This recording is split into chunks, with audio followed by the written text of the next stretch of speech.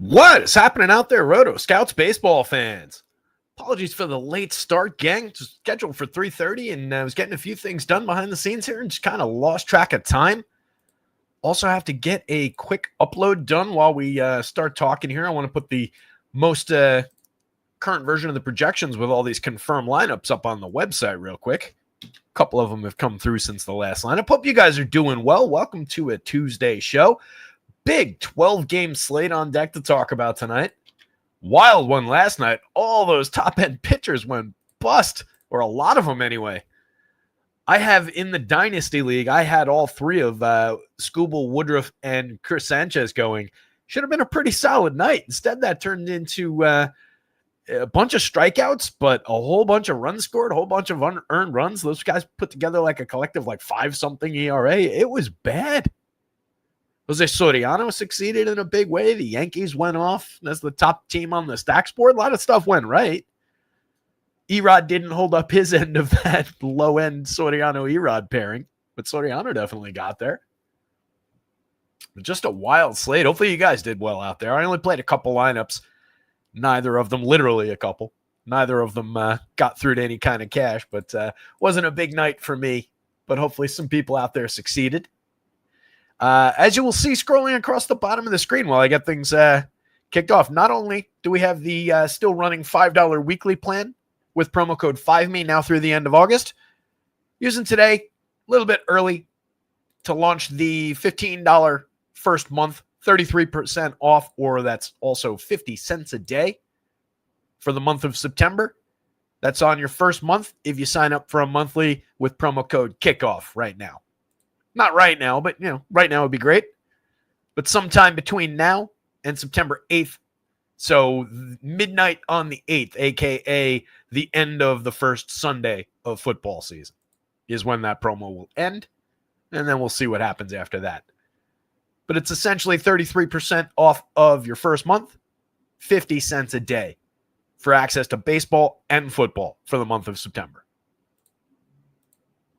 Let me get these updated projections and updated lineups in. How you guys doing out there? Everything good? Everybody's starting out the week well. We've got Cujo. We've got Could Be Travis in the house. We've got Monty Pritchett, Kenny Woodhouse, OMG Lowles, Jake Swales. Bunch of people here hanging out already. Love it. Just a couple of these got to pop into the updates file here. You can see how clunky it is. Just got to copy all these different columns over. It's a real pain in the neck. That's why I like it when all of them come in at once so that I only have to do this once when I have to update this file 22 times during the day. It's a little annoying. Hopefully the workday is going well. Boss isn't giving you too hard a time out there. Jake Swales took down the $1 turbo slate yesterday. Congrats, buddy. If anybody's playing the upcoming 6 o'clock slate, I think it's just a 3-gamer. But I really like the combo of Waldrop from the Braves going against the Marlins. And then the kid from the Guardians, Messick, I want to say, against whoever he's pitching against. Just eyeballing it. Those are 2 young up-and-coming starters. Waldrop's no secret at this point, but people probably not going to be on Messick. He had a good first start. I think he's pretty cheap on that DraftKings slate where you need 2. Just like that pairing. I had that one already. Just a quick thought as we're spending time at the beginning of the show, copy pasting. This is the arts and crafts part of the day. Nice. Peaceful. Happy little mouse clicks. Feel like Bob Ross. Happy little clicks. Mets going up another tough one. This was Luzardo on the mound, but definitely went off last night against Chrissy Sanchez. I love Fangraphs today, though. Fangraphs has a big headline article up, the return of Francisco Lindor or something to that effect, the day after he went 0 for 6 in a 10-run game. Not that he hasn't been outstanding lately and returned to form, but it was just a funny day for that headline to pop up. D-backs going up against Mizurowski, who I think we're getting another short one out of Miz today. They are just... and it's not a great matchup. Kid's terrific, but he's also lost a little bit around the edge.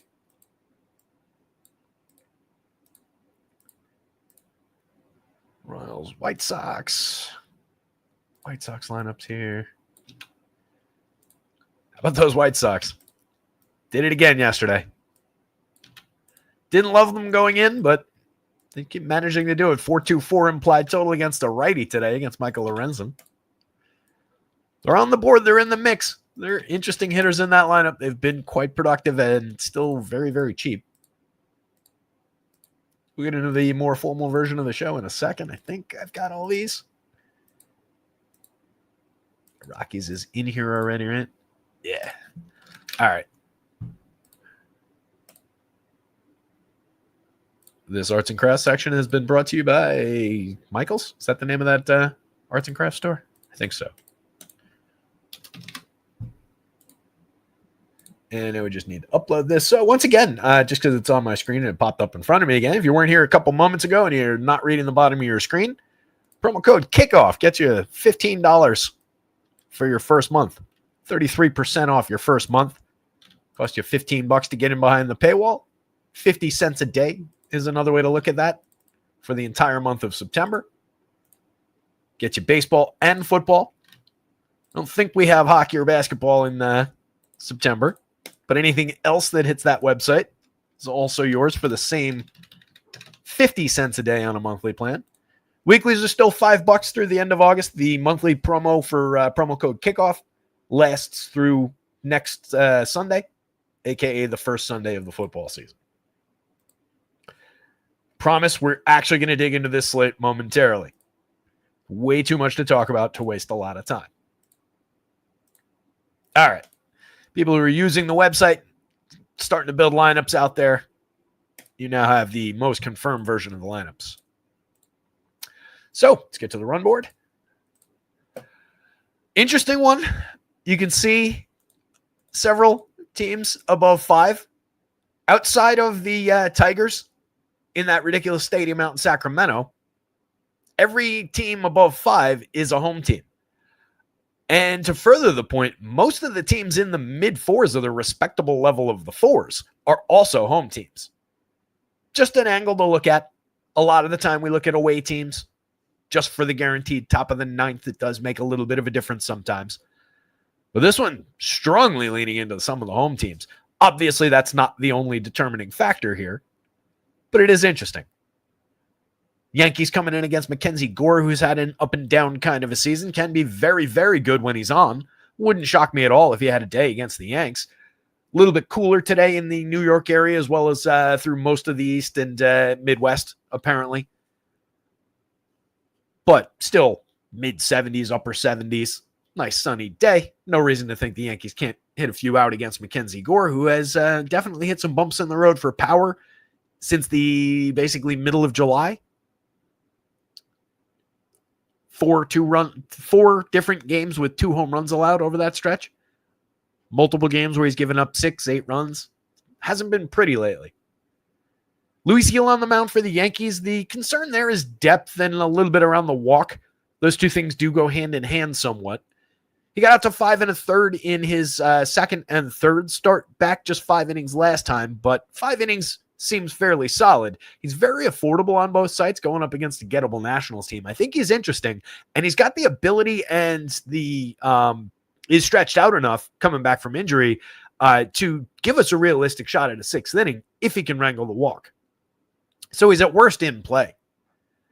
2 similar type pitchers, 2 guys I always think of just kind of in tandem for whatever reason. Bailey Ober going against Chris Bassett in this second one. Not the same guy this season. Bassett's been quite a bit better than Mr. Ober, who just cannot stop giving up power throughout the season. Multiple games with 3 or 4 home runs throughout the year. Just really problematic, pushing a 5.15 implied total toward the Blue Jays. Chris Bassett, just more fundamentally sound overall throughout the season. Just typical season like we would expect from Bassett, around 4 runs. That's about where we find the Twins today at a 3.96 implied total. They're usable. They have a little bit of upside, but they rolled out a Buxton-less lineup that I don't really like. There's a couple weird points in that lineup, so I think we downgrade them a little bit from how they looked earlier in the day. Minor bump to Bassett. He's just usable. The Phillies against the Mets. This was Lusardo going against Sean Manaea. Manaea, we just worry about the innings depth. Faced 22 hitters last time out. He's given up 4 earned runs in each of his last 3 starts as well. Just hasn't been particularly sharp. Is a good strikeout pitcher when he's on. He did strike out 8 of 22 hitters over 4 2/3 against the Nationals last time out. But again, 4 earned runs on 3 hits. The start before that struck out 7 over 5 innings against the Mariners, but 4 earned runs on 6 hits, including 2 homers. A little bit problematic there. Don't think we're taking shares of Manaea all that aggressively against a pretty good Phillies lineup. And then Jesus Luzardo just has the problem of the Mets being quite good. It's kind of what burnt Chris Sanchez yesterday, but I do think we can go to the well with Luzardo. He struck out 12 in his last outing. He has been on form throughout the season. The Diamondbacks are throwing Brandon Pfaadt into the Brewers. I like the upside for some Milwaukee bats there. Pfaadt is hit and miss. He can give you depth. He can give you quality. He can find a few strikeouts along the way. Last time out, for example, 2 earned runs on 5 hits over 7 innings against Cleveland. He struck out 5. He only walked 1. Start before that, 4 earned runs over 6 at Colorado. You can kind of forgive that. He's been in a little bit better of a stretch outside of one ugly one at Detroit at the end of July. July and August were a little bit cleaner than the earlier parts of the season. It hasn't been a good overall year for Pfaadt, and why do you really want to tangle with the Brewers when they're pulling a 4.40 implied total? Outside of the 5s, that's the next highest total. So there is a gap between those 5-run teams, and each of those teams is well into the 5s, and the next team down, which is that Brewers lineup by just Vegas total. After that, we've got KC at 4.36 implied runs going up against the White Sox. Oh, it's Mizurowski on the mound for the Brewers, by the way. I think I forgot to mention that. 3.69 implied total for the Diamondbacks. I like them a little bit better than that. And Miz has just been short outings lately. I don't love it. He's been giving up some runs lately. It's been a little bit diminished. So I don't know that we're going to him, and maybe we can consider some Diamondbacks bats. Michael Lorenzen is on the mound for the Royals, going up against that White Sox team that has been rather frisky lately. 4.24 implied total for them. Lorenzen not particularly good. In days in the recent past, as recent as yesterday, I might have said, let's look at some Lorenzen here. But I don't know. Maybe the White Sox earned my respect a little bit more overnight. We'll see when we get there. I don't love it on either side. Martin Perez on the mound for the White Sox, pushing a ton of upside toward the Royals at a 4.36 implied total. I do like them. Mitch Keller's on the mound for the Pirates, facing a mediocre Cardinals lineup. Andre Pallante answering back the other direction against a very low-end Pirates lineup. Brian Reynolds homered again yesterday, continuing that hot month that we talked about, earning that higher price that he's been placed at. But don't particularly love any aspect of this one. But I do think both pitchers are at least somewhat usable within their price range. Pallante's a little bit weird in that he limits home runs. He's not a big strikeout pitcher, pitches a lot to contact, but that could succeed with a few bonus strikeouts against the lineup as low end as Pittsburgh. So on the board, but both teams playable at least in terms of the bats. And you get O'Neal Cruz in the Pirates projected lineup anyway. Yusei Kikuchi against Patrick Corbin. Could be a total meltdown. Both these guys could go out and have a good start, or it could just be 3 home runs on each side by the second inning and a complete disaster. Both guys have been pitching to form throughout the season, though. Kikuchi's been one of the better versions of himself, with his ERA outperforming his xFIP and outperforming a lot of what he does out there. And largely the same for Corbin, although I will say Corbin seems to be flagging a little bit over his last 5 starts or so. He's been a lot more vulnerable, looking a lot more like the old Patrick Corbin and the old Patrick Corbin over the last handful of starts. 1 home run allowed in each of his last 4 starts. 4 earned runs, 7, 3, 3. Hasn't been dramatic outside of the 7. That was against Toronto. But has also been kind of short-started in some of those because they've been going south. He's been losing hitters to walks. So I think we're hitting the downswing with Patrick Corbin pretty firmly. Love the look of the Angels bats they're pulling a bunch of power against, and I wouldn't sell you short on the Rangers bats either. 4.23 implied total for them, 4.37 on the Angels side. Colorado Rockies at a slate low, 2.84 implied, going up against the top pitcher of the day, Hunter Brown. Significantly projected offset projection-wise from everybody else. Rockies on the road against a righty has just been the thing forever, and no reason to believe that one of the better young righties in baseball wouldn't be able to beat them pretty handily today. 5.30 implied total or 5.29 implied total, for a pretty solid-looking Astros team against the batting tee that is Tanner Gordon. In his last start, though, against the Dodgers, I do have to say, only 3 strikeouts, 1 walk. Gave up just 1 earned run on a solo homer and only 4 hits. Start before that was against the Diamondbacks, just 3 earned runs on 5 hits. Start before that, and both of those were at Coors Field, by the way. At Arizona, gave up 10 earned runs. The start before that against Toronto and Coors gave up 7 earned runs, 6 earned runs at Cleveland. The start before that one, and that's what we typically expect from Tanner Gordon. It certainly seems like what Vegas is expecting for the pretty decent Astros lineup. The Padres and the Mariners, pretty even up game in that one, 8-run total there. We've got Dylan Cease against Luis Castillo, 2 talented pitchers who are definitely having bumpy years. Both guys have been pretty vulnerable to runs throughout the season. The strikeouts have been up and down throughout the year. I would say there's more upside, more ceiling probably on the Cease side of it, a little bit less so on the Castillo side. Wouldn't surprise me if either guy had a decent game. Wouldn't surprise me if either of those teams outperformed those 4-run implied totals. The Cubbies looking pretty solid despite just a 4.02 implied total. They're one of the teams that ranks up near the top-ish part of the board, even though they're at one of the lower-end Vegas totals. Still 4+, going up against Justin Verlander, who has found some capability in some spots. But, for example, last time out, 7 earned runs to the Padres, 2 starts prior to that, 5 earned runs to the Nationals. He's definitely a gettable version of Justin Verlander, and that's a spectacularly good Cubs offense.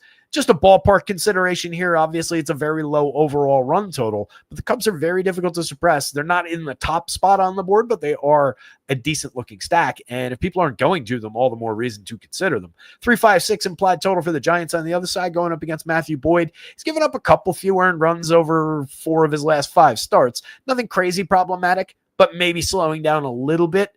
He's been outperforming his talent level throughout the course of the season, but he's been very, very good. So at worst, playable and believable upside against that Giants team that can suffer against lefties.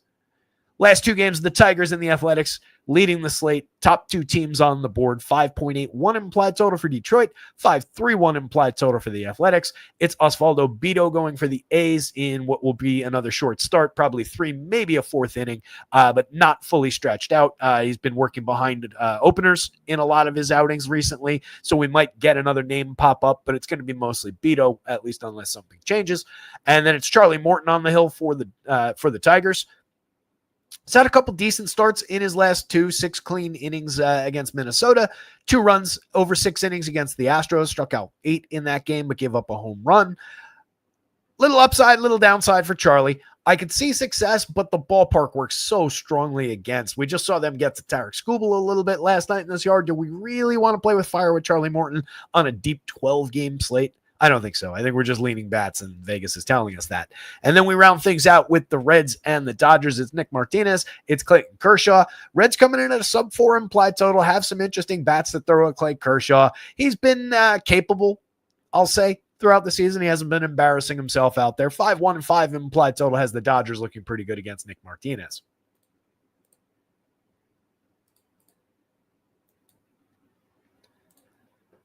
Hit that like button, subscribe to the channel as we dive into the pitching board. Jake, we'll get you off Charlie. Yeah, pitching in that ballpark is just bad.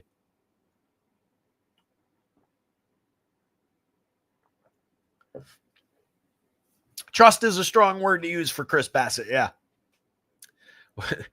Jim Paris says, what's up? I've been working a lot on vacation 2 weeks now. Look at this slate, and it looks like Detroit, A's, and Angels with a mix of Texas and Dodgers. I like that mix. That is a solid mix, Jim. I think you can throw the Yanks into that mix as well. Definitely a decent upside spot for them. But, yeah, that's a solid group of choices, especially the Tigers, A's, and Angels. Really like the upside for those guys. Dodgers just kind of look like what the Dodgers do look like. Yeah, Waldrop is a good pitcher, Jake.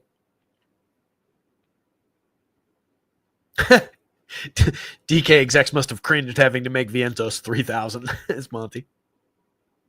Yeah, that as OMG Lowles is pointing out, Jake, for the Morton spot, it's really that ballpark monster totals. He's not reliable. Not that we need reliable. He's capable, but it's just such a visible downside spot, and there are multiple upside spots that we can get to. Where I just really wouldn't consider it. At 85, at 79, you're not even getting really a discount for the older version of Charlie, the less complete version of Charlie, pitching in that ballpark against that homer-happy team. So I just don't love it. He's hanging out down this territory on the board in the Bailey Ober, Martin Perez, Michael Lorenzen, Patrick Corbin part of the board. Not necessarily where we want to be fishing, unless we can find options in like the sixes, like some of these dark greens. But up at the top, again, offset by pretty significant projection margins, more than we would normally get up top, I would say. We do have some guys in the lower 30s, the 15 plus range on DraftKings, but Hunter Brown kind of stands alone on this slate, justifiably so. 10-8, 11,000. He's priced like he stands alone on this slate, so it's good that he does. But that's a dynamite option to throw out that Rockies team. The sub-3 total speaks for itself. Boyd, again, very strong season from him. 8,700 seems like a pretty good price for Matthew Boyd against the Giants on DraftKings. That's pretty aggressively cheap. And honestly, I mean, Miz falls all the way down here on the expectation of like 5 innings at best. And I think those prices are still wrong. Everybody on DraftKings is at least a little bit cheap. Everybody does come, or a lot of them come with question marks and maybe downside from matchup. But that's all baked into these prices. This is a very discounted pitching slate on DraftKings now that I'm really eyeballing it. A lot less so on FanDuel. You can see the stark difference in those prices. That is dramatic. Dylan Cease, not at all safe in the 3 spot. 10-1 on FanDuel seems pricey. That gets broken in an awful hurry by the Mariners if they put up a couple of runs. 9,300, more manageable on DraftKings, but still one of the higher priced pitchers you're going to run into. Kikuchi at 96, discounted from the top of the board on FanDuel while still being pretty expensive. A few spots further down the board, Luis Gil against the Nationals at 83. I kind of prefer to any of Gore, Bassett, Luzardo, Kikuchi, Cease, and Boyd on FanDuel. He's essentially projected the same, 29 and change. You could argue for the same for Minaya, but I think Minaya may be a little bit less ceiling and certainly a tougher matchup against the Phils. But having Luis Gil hiding right there at just 8,300 makes me not necessarily want to take that much of $9,600 Kikuchi. $9,200 Bassett, who I don't trust, to go back to the question in chat. $9,800 Gore against the Yankees, especially with the slide that he's hit. He's also projected differently on FanDuel than he is on DraftKings. Slightly ahead on DraftKings, slightly behind on FanDuel. So it's a lot of playability through here on the blue site, not as much desirability necessarily. I think all of those guys are more usable on DraftKings, especially when you get Bassett at just 84. Gore at 85 is definitely usable. He's got more than enough talent to beat that Yankees team while finding some strikeout. His biggest problem is he's left-handed, facing a team that's going to be heavily right-handed with all that righty thunder in it. That's probably going to go against him, but 85 is the correct price to find out. 98 is really not.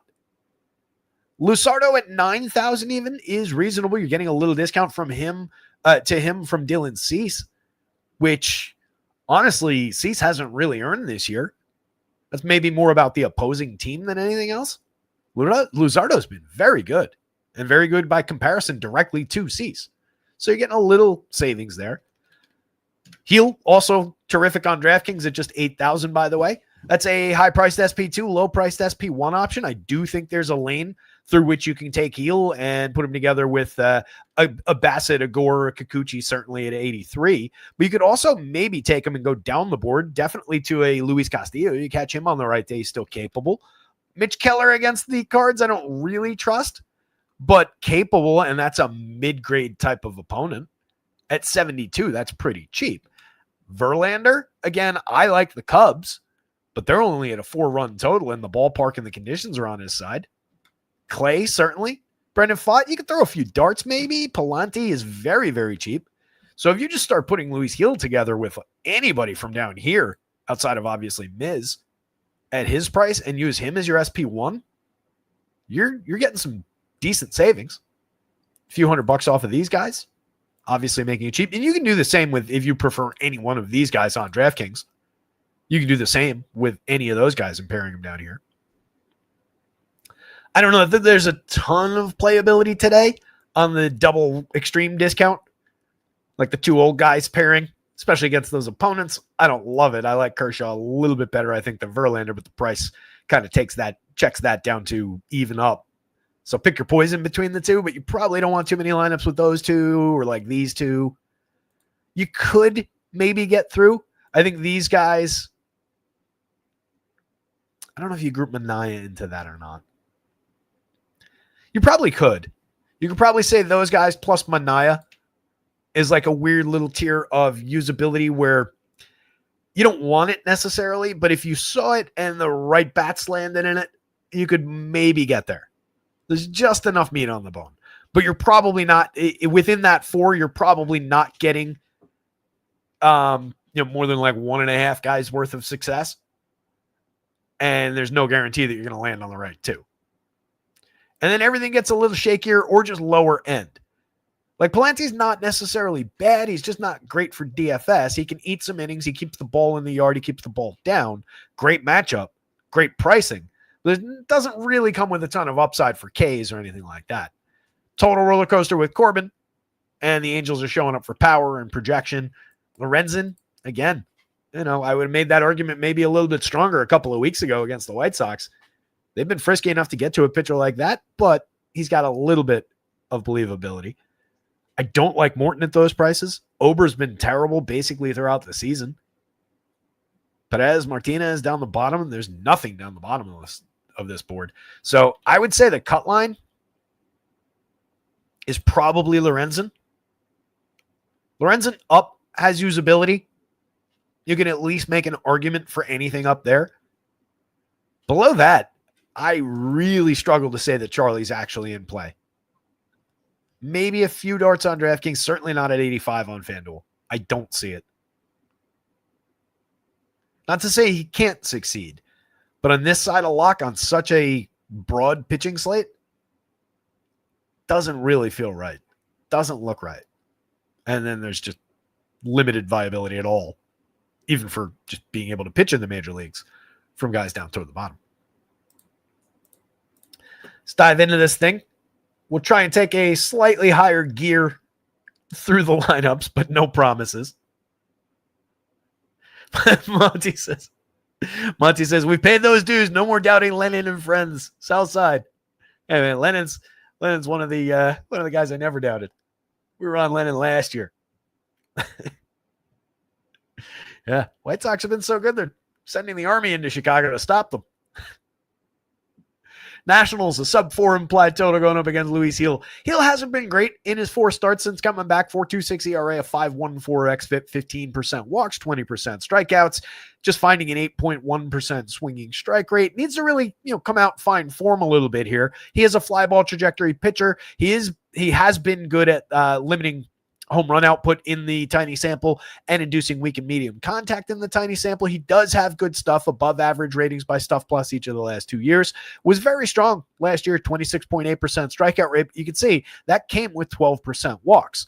He managed to get through a lot of hitters with keeping guys off base, just not allowing a lot of base hits. 1.19 whip is adequate, especially against that walk rate. It amounted to a 3.50 ERA, but a 4.36 xFIP. This is why I was saying I thought he was coming into this year. I was not counting on him. I thought he was a little bit overrated. For our purposes today for DFS, though, at 8,083 against the Nats lineup that comes in with a 24% strikeout rate, essentially, I don't mind the option. I definitely take the upside. I can see the downside for sure. There are not that many guys in this Nationals lineup that draw walks outside of James Wood up at the top, and he strikes out a ton. And then Josh Bell in the heart of the lineup. Everybody else is in the low to mid single digits at best. So hopefully they strike out a little bit more, walk a little bit less, push a little upside in Gil's direction. I would say it's a spot where maybe if you're building a ton of lineups, you would want to hedge a little bit. If you get overweight to Gil in some lineups, take a few shares of Nationals bats in other lineups. It's not mandatory. If you're building 20 and you have 5 shares of Gil or something along those lines, you don't need to go grab Nationals bats. Gore at 85, at 98, very expensive on FanDuel, a lot less so on DK, as is the theme of today. 4.11 ERA, a 3.61 xFIP, still showing the quality there. 28% strikeouts against 8.8% walks. This is higher than you'd like it, but it's not crazy problematic against that strikeout rate. Very solid for swinging strikes, which is one of the things that could definitely benefit him against the Yankees here. There are a lot of free swingers and a lot of aggressive swingers in this Yankees lineup. So you could see the path for Mackenzie Gore, but there's also a fair number of hard-hitting righties in this lineup. There's a couple guys who specialize, like Ahmed Rosario, in hitting lefties from the right side.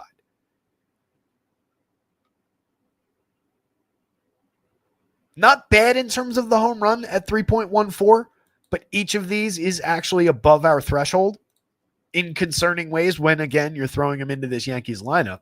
He was better if memory serves. Yeah, last year just 2.05% home runs was terrific at limiting hard hits and exit velo. Really was good at inducing weak and medium contact. It's given up a little bit more of a fly ball trajectory, and it's come with a lot more premium contact this year. So probably a little bit lucky to be at that 3.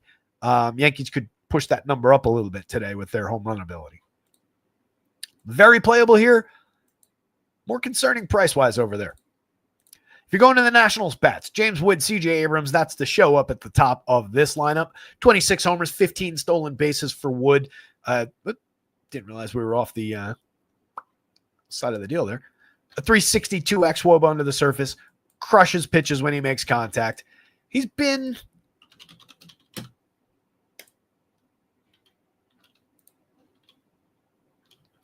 Let's see. Month of August, just 2 home runs, striking out 39.2% of the time against just 6.2% walks. A 156 ISO, slashing 244, 299, 400 with a 94 WRC plus for the last month. We don't want to get carried away with small sample stuff. We know that this is a spectacularly good young player. But I will say 566 plate appearances into the season, or 460 when we started that run, essentially. Maybe just hitting a bit of a wall as far as just not accustomed to playing this many games. So I can see the slowdown being somewhat real here. Takes a little bit of the edge off of maybe James Woods' complete upside, but still their best bat, still above the magic number in the home run model, and a tremendous option if you're going to the Nationals. You're not doing it without James Wood all that often. CJ Abrams, 263, 326, 451 this season, a 115 WRC plus. Solid run creator, solid category contributor as well. Fills every single category you could want. Luis Garcia has been hitting the ball fairly hard, seeing mixed results for it. 267, 305, 416, down from last season overall, just a 98 WRC plus, but a solid xWOBA. Again, good for counting stats across just 433 plate appearances, especially after a slow start. There is at least a little bit to like there. He's low strikeout, low walk, so he'll put a lot of balls in play against a gettable enough righty. Josh Bell has power upside, has premium contact upside, just doesn't cash in on it as much as he ought to. Just a 161 ISO, dead at league average WRC plus at 100, but a 355 underlying xWOBA. Monster premium contact. 16 home runs is not enough for the quality of contact that he makes. Riley Adams makes good contact as well. Pretty weak 207 plate appearances. We typically like to get him as a lefty. Heart of the lineup, though, a hard-hitting guy like that, if you need to field catcher, if you're already going Nationals, it's a reasonable spot. He's also a near 40% strikeout guy so far this year, so it could also benefit Luis Gil. Dylan Cruz, another young player, 12.2% barrels for him, but sub Mendoza, sub 300 on base, a 75 WRC plus, little limited over 216 plate appearances, seems to need a little bit more development. Brady House at 3,000, 2,500, a mix and match optional across 194 plate appearances, just a 58 WRC plus, 57 for Robert Hassel, and 68 for Jacob Young. Gets pretty thin down the bottom of the Nationals lineup. Young did hit a big home run just yesterday. He's got 13 stolen bases. Doesn't provide much in terms of counting stats or reliability, though. Has gotten his on base above 300, though. Maybe your most interesting option down lineup. Hassel does have some talent. Hasn't come through a ton in the major league level, but a little bit of premium contact upside, 6.7% barrel, 41.1% hard hit. I think that Yankees bats are definitely the story here, though. Yeah, Joker agrees. He came over to agree with that. 3,600, 2,600 remains very cheap for Paul Goldschmidt, especially when you get him against a lefty. As we talked about yesterday, he's putting up a decent season. If you just ignore who he used to be, and you just focus on a really cheap option at first base, hitting at the top of the Yankees lineup, who is currently for this season against everybody going 285, 338, 430 with a 112 WRC plus. We don't worry about the lack of power when we can just get him on base and have him be a correlated scoring option for those prices. But against lefties this season, in 132 plate appearances, He has 7 of those 10 home runs. He's slashing 397, 470, 690 with a 293 ISO and a 216 WRC plus. He's not actually been all that good against righties. Most of his production has been against lefties to bolster this line.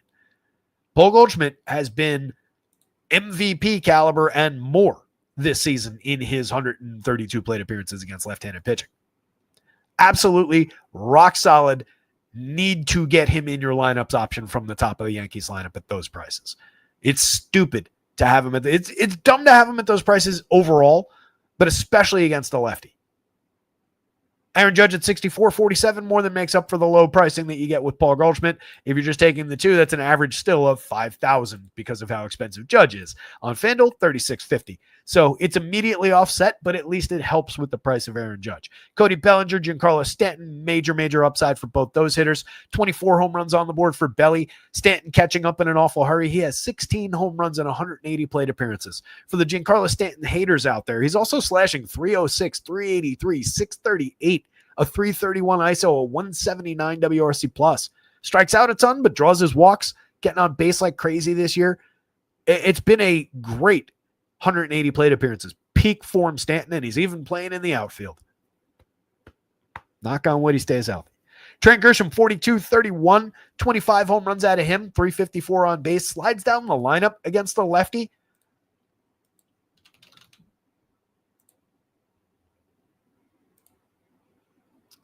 So far this season, same-handed, 192, 306, 317, 125 ISO, 81 WRC plus. There's your problem. So Grish, a little bit lost in the 5 spot there. Capable if they can chase Gore, and obviously a little bit of upside still, and probably won't be all that popular today in the heart of the lineup for a fair price, but definitely diminished lefty-lefty. Ahmed Rosario is actually tremendous righty-lefty against left-handed pitching, I should say. All of his production comes against lefties. So he's in the mix a little bit more than he might typically be, 31-25 across multiple positions. We don't have Jose Caballero in the lineup today because they went back to Anthony Volpe in a misguided decision, but you do get his right-handed bat a couple spots later. In between, Jazz Chisholm at 54-37 is a still sound investment for counting stats. Rosario this season in 104 plate appearances against left-handed pitching, 327, 356, 510 with a 184 ISO, a 139 WRC plus. And then Jazz.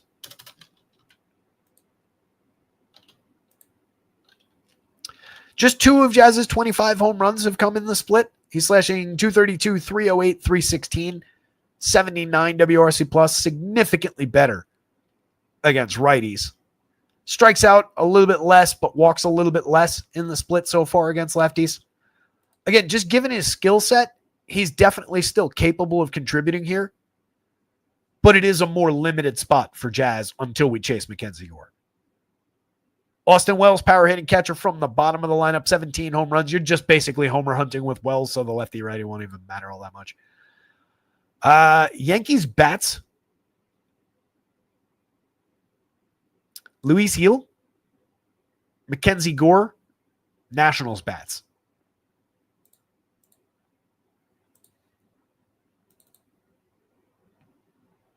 Yeah, Monty. Joker dove right in. He was all over that Yankees call. 396 implied total for the Twins with a weird lineup rolling out. Trevor Larnach in the leadoff spot. Basically, everybody from Wallner moved up a spot with no Buxton in the lineup. And then they inserted Edward Julian hitting 5th. And shook up the bottom of the lineup a little bit. So a little bit of a weird one going up against a version of Chris Bassett with a 4.18 ERA, a 3.78 xFIP, 22.7% strikeouts against 6.6% walks. That is an entirely everything about this is average, not bad, okay, decent.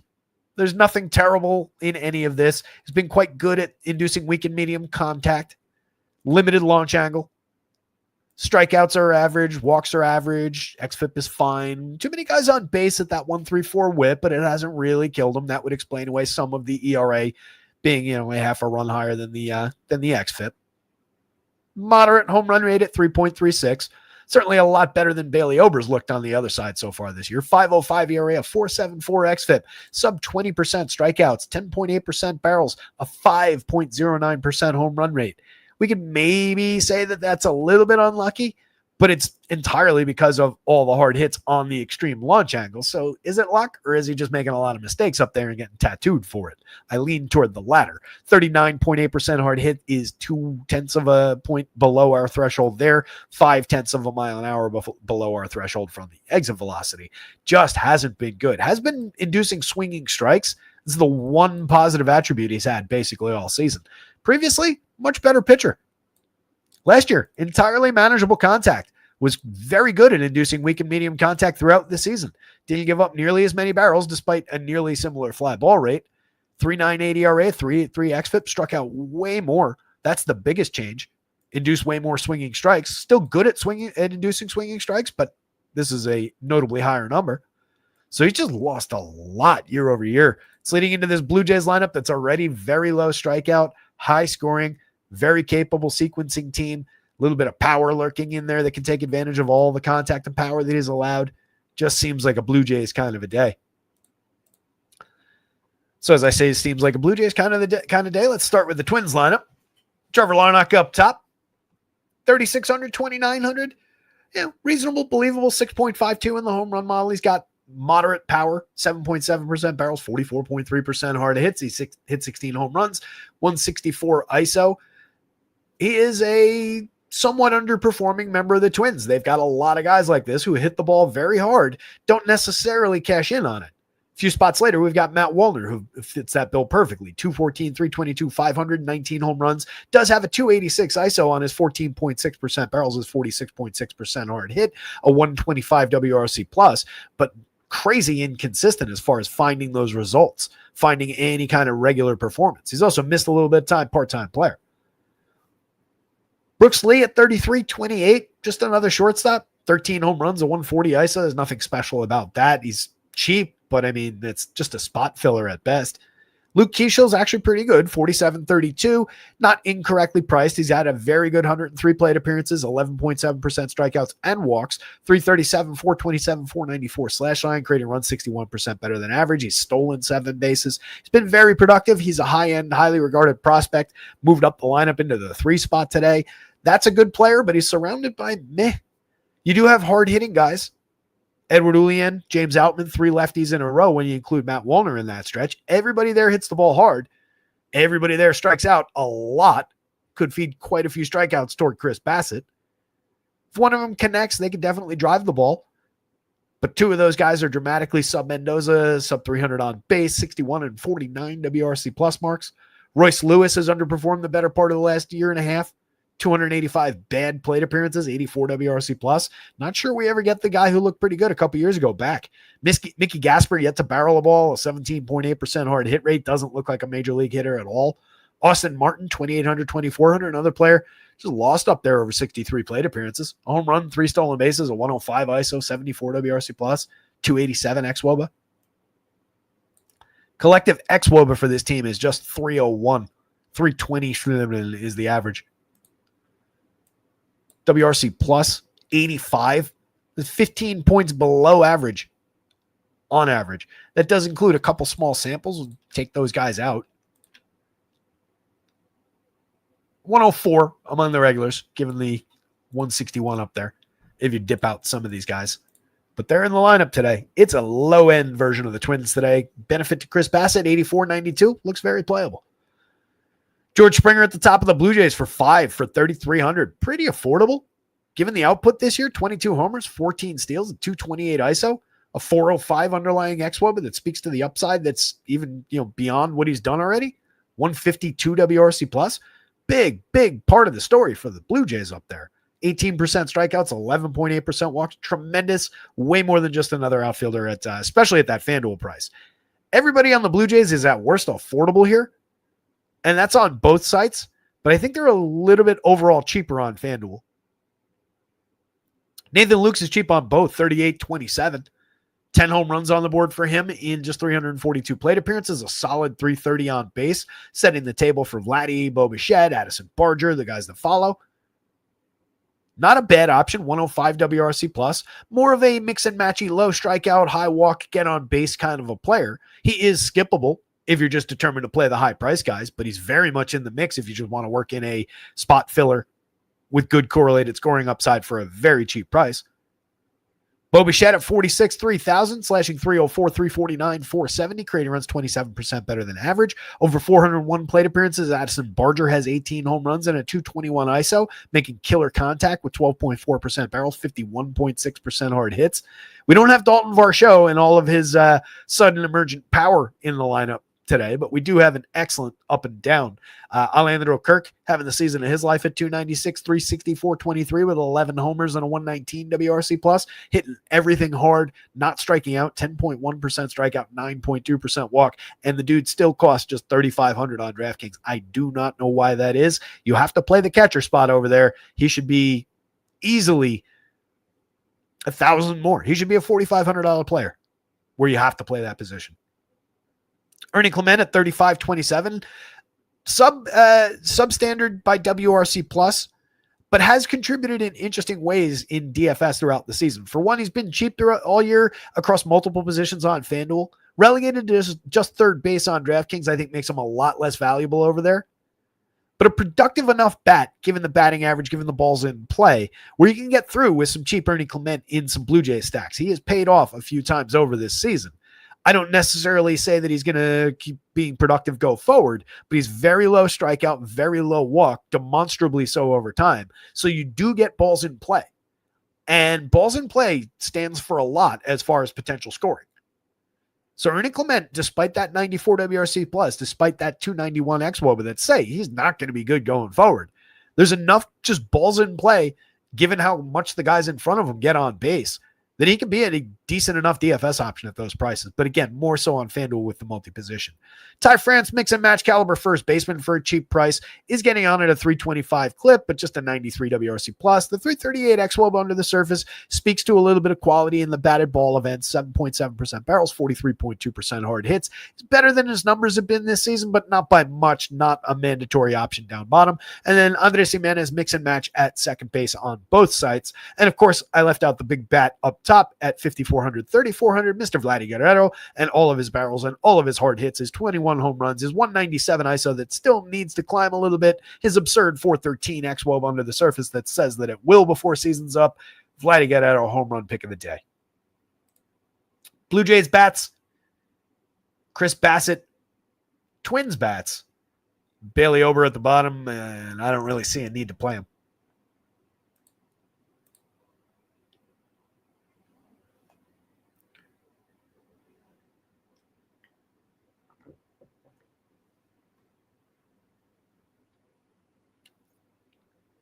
Yeah, Monty nails it. Kirk, no doubt all-star, having a career year, yet he's priced like a platoon catcher with an average OPS. Bizarre. Would love to figure out the algorithm for pricing on DK someday. Did you ever see the South Park episode where they parody how, was it Family Guy writes scripts where they have the manatees that are just flipping flipping balls into a million different story points on a big board? And whatever the manatees flip the ball into, that would be the tangential joke telling that Family Guy did. It was a great bit on South Park. I have a feeling DraftKings pricing algorithm works something like that. Same with FanDuel, really. But FanDuel seems a little bit sharper, at least for baseball. Phillies, 4.06 implied total going up against Sean Manaea. A talented pitcher, a lot of strikeout upside on the right day, but some short starts and probably not getting a ton of depth and a very tough opponent for Manaea. He's cheap at 76, at 72. He's pitched to a 28.3% strikeout, 5% walk, 5.15 ERA, a little bit showy of the downside, but a 3.59 xFIP, a run and a half better, is significant. Does still have decent stuff as measured by Stuff Plus, an 11.2% swinging strike rate, is capable certainly of beating this Phillies team, but they're pretty well aligned to get to him here. And if we're only getting him for 5 innings, I question what the real significant upside looks like.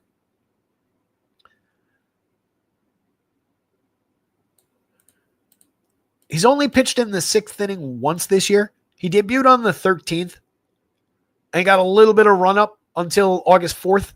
That was when he pitched into the 6th. Give up 5 earned runs on 7 hits that day to the Guardians. Struck out just 3, walked 0. And then in the 3 starts since that one, 4 innings, 4 earned runs, 5 innings, 4 earned runs, 4 2/3, 4 earned runs. He did find strikeout in the last 2, like I said at the beginning of the show, against the Nats, 8 strikeouts, and against the Mariners, 7 strikeouts. But it's come with a lot of downside and some early exits. What do those pitch counts actually look like,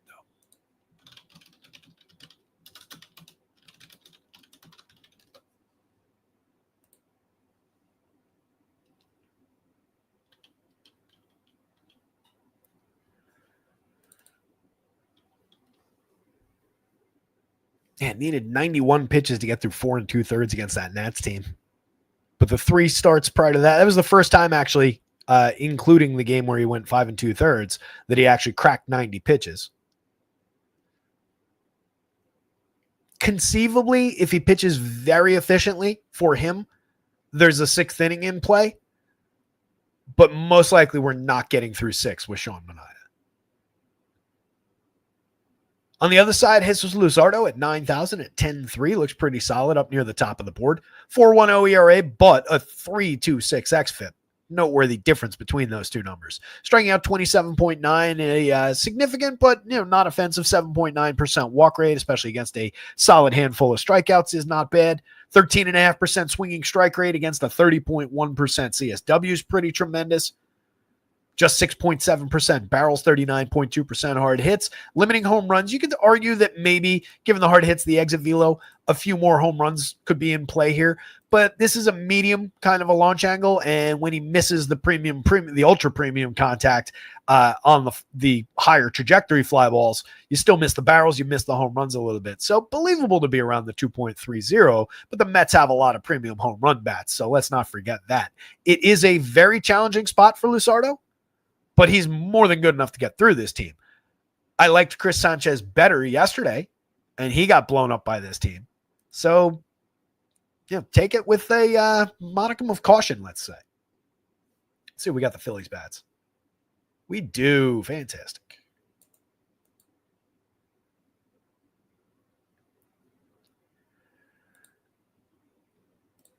I think somebody mentioned it in chat. The return of Jordan Alvarez for the Astros puts them even further on the board against Tanner Gordon. And damn. Hold on 1 second. We'll get to this game in a minute, but Jordan Alvarez against Tanner Gordon in his return on DraftKings is 4,500, and on FanDuel is 3,000. That's a joke. That spot is insanely good. I did not catch that he was returning today. I knew he was rehabbing. I didn't realize he was returning today. Excuse me, Mike Trout one off. You're going to move aside for Jordan Alvarez at a slightly cheaper price.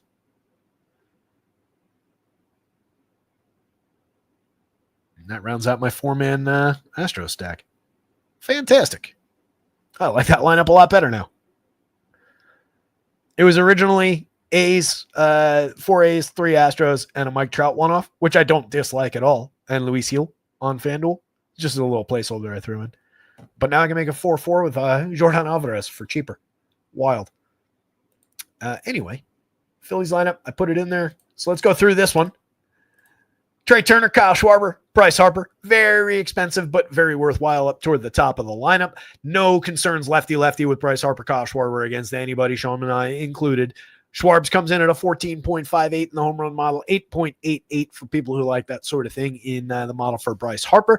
Both guys capable of delivering a home run, capable of finding some walk even against a low walk pitcher like Manaea. They do strike out a little bit, though. They are necessarily a target for Sean Manaea for some K upside. But both those guys are tremendous, and I lean in their direction. 45 home runs on the board for Schwarbs, 21 with 11 stolen bases for Harper. Tremendous overall slash line for both players. Above them, Trey Turner, dynamite correlated scoring option with a lot of individual upside, strikes out just 16.7% of the time, puts everything in play. 14 home runs, 32 stolen bases, absolute dynamite at the top of the lineup.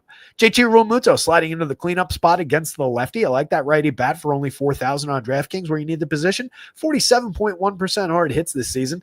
Moderate strikeout at 22.5%, 6.3% walks, right in line with expectations. Slashing 276, 332, 413, just a 137 ISO and 10 home runs across a lot of plate appearances. But those numbers defy the contact he's making. His contact has been better than those totals. So it wouldn't surprise to see, any given slate breakout power, obviously, but a solid final, 5-6 weeks of the season here. What do we have? 5 and change weeks? Wouldn't surprise me if Realmuto went on a little bit of a tear, finished 15-ish home runs. Alec Boehm, solid line drive option, 281, 333, 98 in the heart of the lineup, 9 home runs. As we've said, needs to find a little bit of additional launch and push that barrel rate up, and then he will make the Vinny Pasquantino-esque leap. Right now, you just take him as a solid option for creating runs, keeping sequencing going. He's low strikeout, low walk, so he puts a lot of balls in play, and they're well-struck balls in play. Productive hitter. Nicky Castellanos at 6.01, an interesting home run upside, 16 homers on the board, 94 WRC plus on the season, but a productive enough bat for DFS that we can always get there. A lot of counting stat in those 3 categories for Castellanos.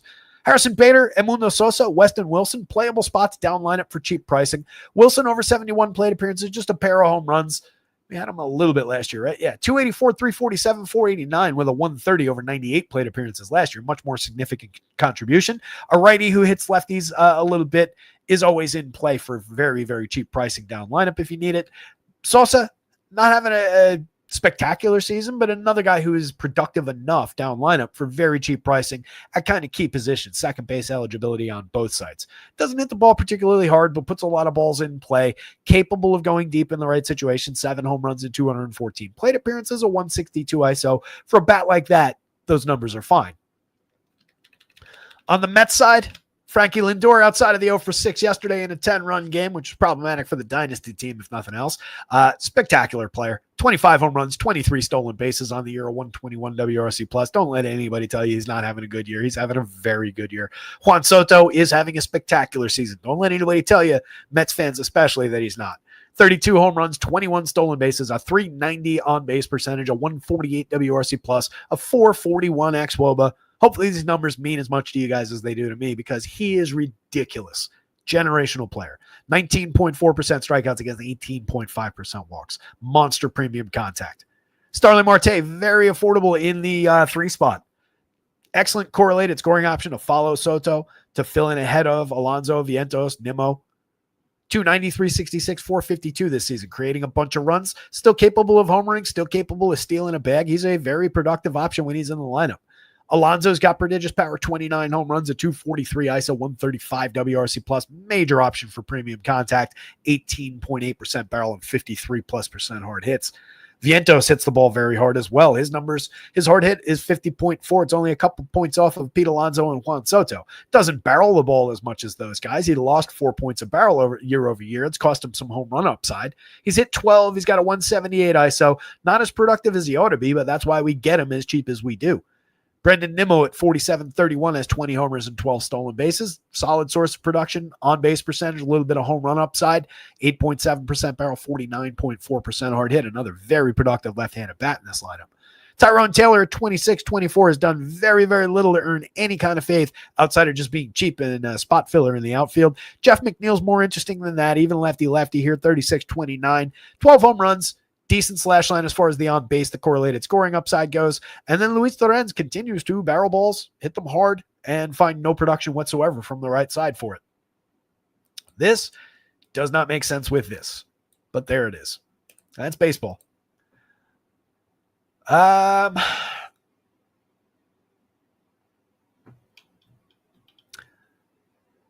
little bit of faith. Jesus Luzardo. Phillies bats, Mets bats, Sean Manaea. I do think that Manaea is correctly priced for only going 5-ish.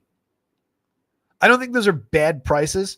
The FanDuel one at 72 is probably a little bit better, but it comes with a major asterisk that you're almost certainly not getting that quality start bonus.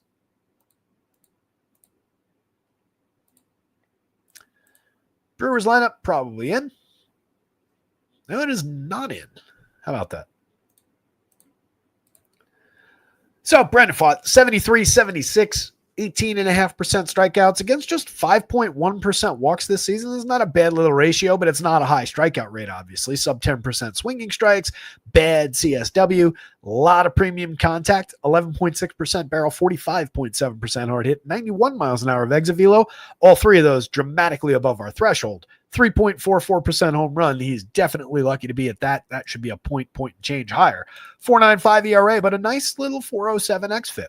Brandon Pfaadt is better than these numbers basically across the board and is capable of finding that performance here and there, even when he's having a bad year. Last year, he had a pretty decent year, 4.71 ERA, but a 3.58 xFIP, a lot of strikeouts against very few walks, solid for swinging strikes and CSW. Hit some bumps in the road along the way as far as premium contact and power, but wrangled it overall to respectable enough numbers. Had a very solid rating by Stuff Plus. You can see he's lost nearly 10 points off Stuff Plus and is now below average, where he was comfortably above average last year.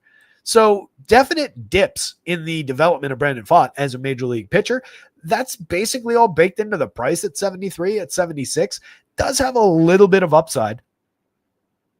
What the hell happened to Evaldi now? Can this guy stay on the goddamn mound for 5 minutes? This is a big part of the dynasty team right now. Awesome. We couldn't have gotten this news over the weekend when I could have left him out of my lineup, you dicks. Nathan Evaldi likely to miss the rest of the season with a rotator cuff strain. Just went 7 innings on Friday. Damn. He's been so good this year. That's not good news. Hey. It's gotten very close in the standings in the Dynasty League. Anyway, Brendan, so Pfaadt at 73, at 76, there's a little window of playability there. He is reasonably good at getting deep into games. 7 innings last time out, gave up just 2 earned to Cleveland. 6 innings, gave up 4 earned, but that was at Coors Field. Just 5 the start before that. He only allowed 3 earned runs, but it came on 11 hits. That was to Colorado in Arizona. Just 2 strikeouts in that game. That was a downside game despite the lack of runs. Pitched into the 6th against San Diego, though. 2 earned runs, only 4 strikeouts and 3 walks, but an okay performance. Bad 7-run game. Earlier in the year, got through 8 against the Padres again. He's good at pitching against the Padres, apparently. Capable, but really not that much need to attack the Brewers. Was my read an hour ago and is still my read. Jacob Misiorowski, just 4 innings last time out, faced 16 hitters against the Cubbies. Struck out 5, walked 3 earned runs, but only 1 hit allowed. Major strikeout upside is ongoing. But if we don't know what the innings are going to look like, come on.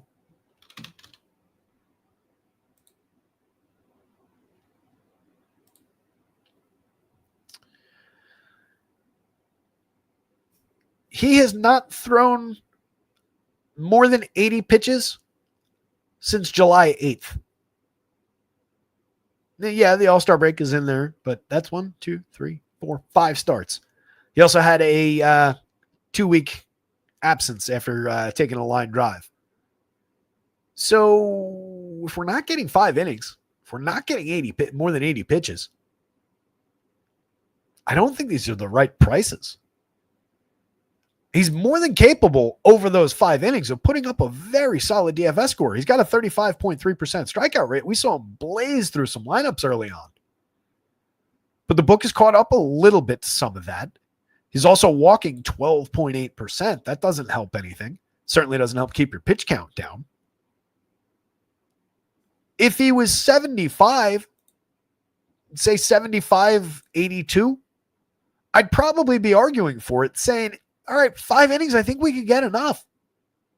At 9,500, at 9,400, I don't think we can unless he goes out there and strikes out 12 in those 5 innings. Obviously, not quite that much, but I just think he's mismatched on price. Good as he is.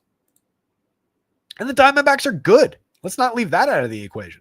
369 implied total. Yeah, the Cubs are good too, and he kept them to 1 hit, but Diamondbacks are also good. Some of that matters. Diamondbacks are very good up top at drawing some walks, which could very much matter against Miz. They're low strikeout among Corbin Carroll, among Geraldo Perdomo, Ketel Marte, Lourdes Gurriel. Corbin Carroll does strike out 24.5% this year. Last 2 years, 19%.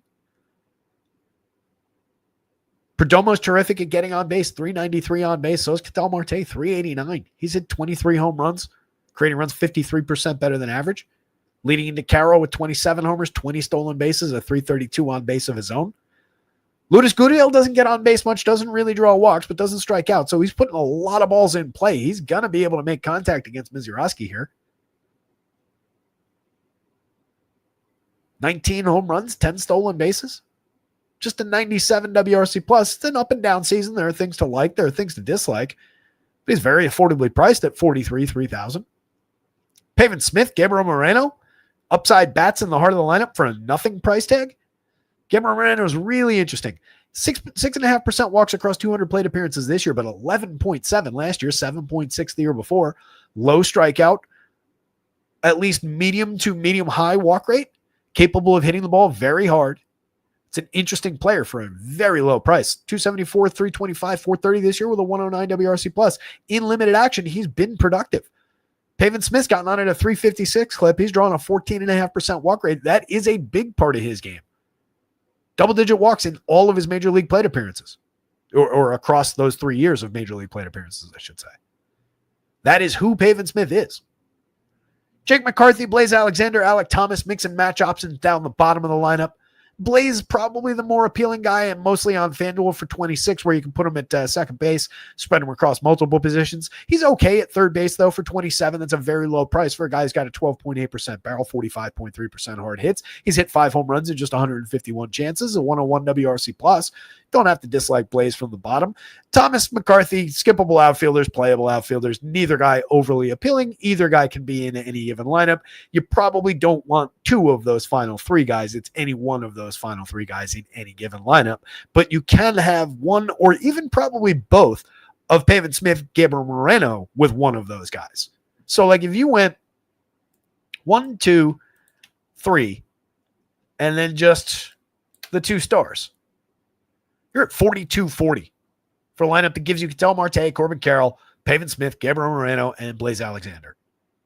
Yeah, it's against Jacob Misiorowski, but I mean, you know, up until 4 months ago, how many of you guys had really honestly heard of Jacob Misiorowski? Some of you had, some of us have, some didn't, and that's fine. I don't discount the Diamondbacks here. That total looks a little bit low. The Brewers do have a fantastic bullpen, though. You got to take that into account. Once we chase Miz, we're getting an upside arm anyway. But I think the D-backs are a little bit more on the board. Misiorowski, a little bit further off the board than those prices might suggest. Brewers lineup, Sal Frelick at the top, 4,000, 3,000, 295, 360, 409 this year, a 119 WRC plus. Just part of the run creation mechanism that these Brewers are. It's ridiculous. As I've said throughout the season, they get on base very well. They steal bases, but they peak at 22 stolen bases. They have excellent on-base skills basically up and down the lineup. They peak at 26 home runs, and no one else has 15. They hit the ball squarely, but only one guy on the team, that's Andrew Vaughn, has a double-digit barrel rate. Only a few guys have even 40% hard hit rates. They're finding a lot of success via the hit tool, via their speed, sequencing, just keeping that mechanism turning. Been really, really good at it. And that's going to likely come through in a big way against Brandon Pfaadt. Good team to align and exploit the downside of Brandon Pfaadt. Caleb Durbin at 36, 28, 9 home runs, 11 stolen bases. Not the greatest option in the 2 spot. 102 WRC plus, just a 136 ISO, but a capable, low-priced option there. He's fine, but I'd rather have somebody else in that position. William Contreras at 5,000, 114 home runs over 555 plate appearances.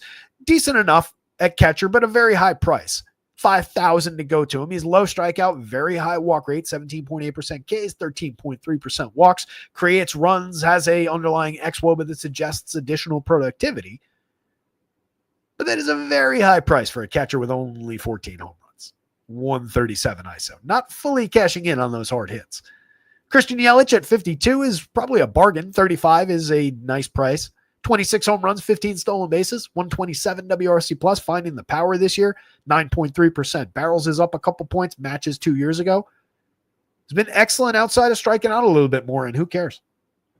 Andrew Vaughn, 39-29, 14 home runs. The price has come back down.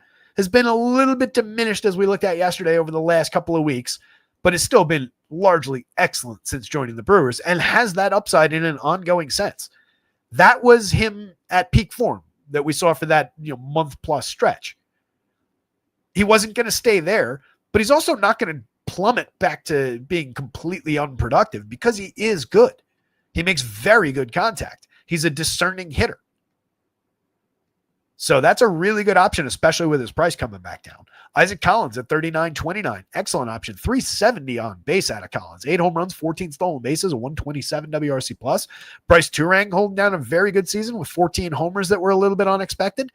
He's tripled his barrel rate, added 20 points to his hard hit rate. He's put up a very strong season. 285, 350, 425. Stolen 22 bases to lead the team. 118 WRC plus. Blake Perkins, Xander Monasterio, at worst mix and match type options down the bottom of the lineup. Monasterio, over 87 plate appearances, has a 117 WRC plus. That's a significant number for a guy who is very, very cheap. Still small sample, but he's been very productive across the board. It's an excellent up and down lineup. Brewers bats.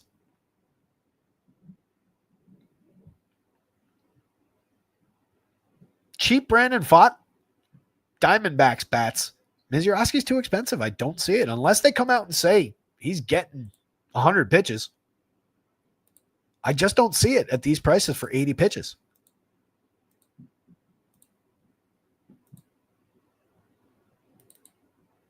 Thank you, Jim. I appreciate that. 40 people watch. 20 more hit that like button.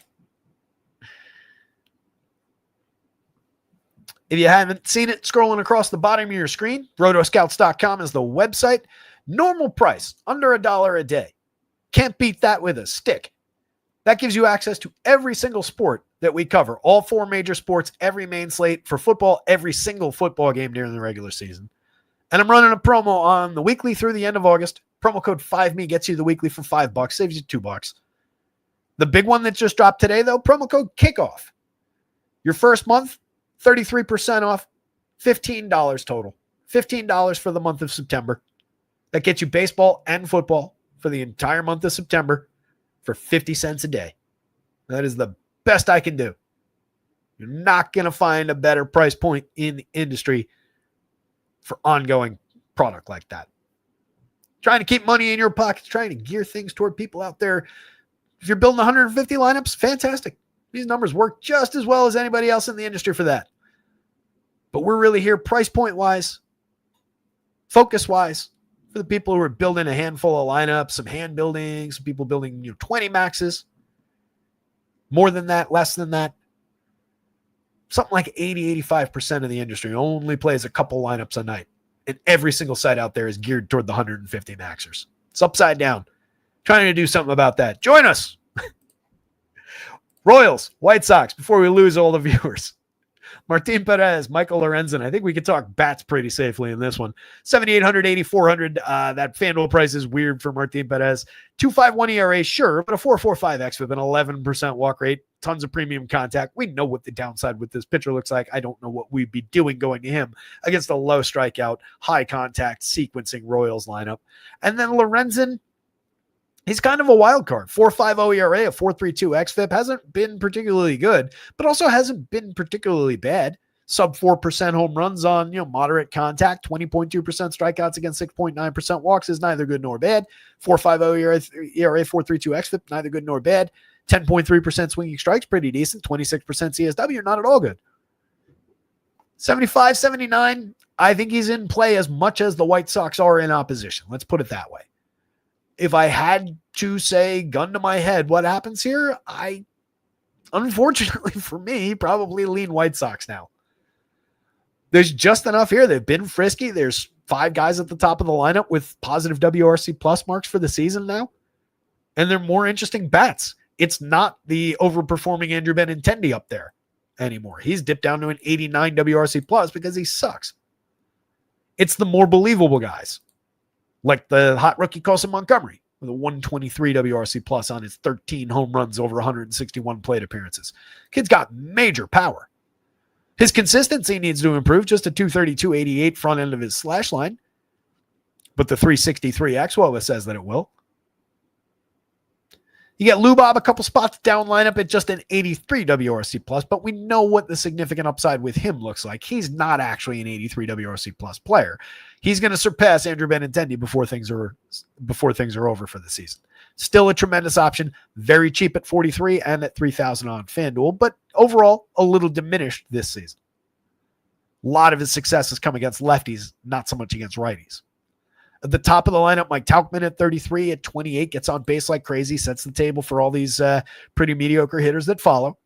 Those are good prices for a guy who does that. He's got a little bit of individual upside as well, 5.16 in the home run model. He hits the ball squarely, not aggressively hard in terms of the barrels, the hard hits, but regularly hits the ball squarely, 124 WRC plus. Miguel Vargas has had a productive enough season, 13 home runs and 492 plate appearances, a 101 WRC plus. Nothing overly good through there, but just enough to keep him positive, keep him at a 101. 17.1% strikeout against 9.8% walk, probably his most noteworthy attributes. Another guy who hits the ball squarely, but not particularly hard. Landon Sosa hits the ball very hard against everybody. Not a secret anymore, as we've been talking about. Just having his best season. 272, 299, 442. The only bad part there is the on base. That's because of a 3.2% walk rate mostly. But finding success via balls in play, finding success with the power with 17 home runs on the board. A 170 ISO is fine for a player like that. It's, within expectation. 4,100 price is going up a little bit on DK, 29 on FanDuel. Still very manageable pricing on both. Kyle Teal's been very good, 283, 375, 409, a 123 WRC plus. Solid lefty bat to throw at a middle of the board at best righty. I like the upside for Teal, 9.3% barrels, 11.4% walks. Been really interesting for this team. The pairing of him leading directly into Lubob to put a runner on for the hopefully good version of Luis Robert. A lot of upside there. Benintendi sucks, but he's gotten cheap, 31.28. He is a lefty. He has hit 14 home runs. Got a decent barrel rate this year. It's uncharacteristic at 10.6%. But he has low strikeout, medium walk. He can put a ball in play. There's nothing to say that he can't succeed today. He's just one of the lower-end players. Curtis Mead and Brooks Baldwin from the bottom. Mead remains somewhat interesting, 326 on base across 184 plate appearances, just an 88 WRC plus, 3 homers, 5 steals, but a toolsy kind of ball player. Brooks Baldwin, 9 home runs in just 248 chances, a 164 ISO, 9.6% barrel is where most of that's coming from, just 41% hard hits. So some happenstance probably is to account for most of that, but at least he's been somewhat interesting. You prefer him at second base on FanDuel to third base or outfield.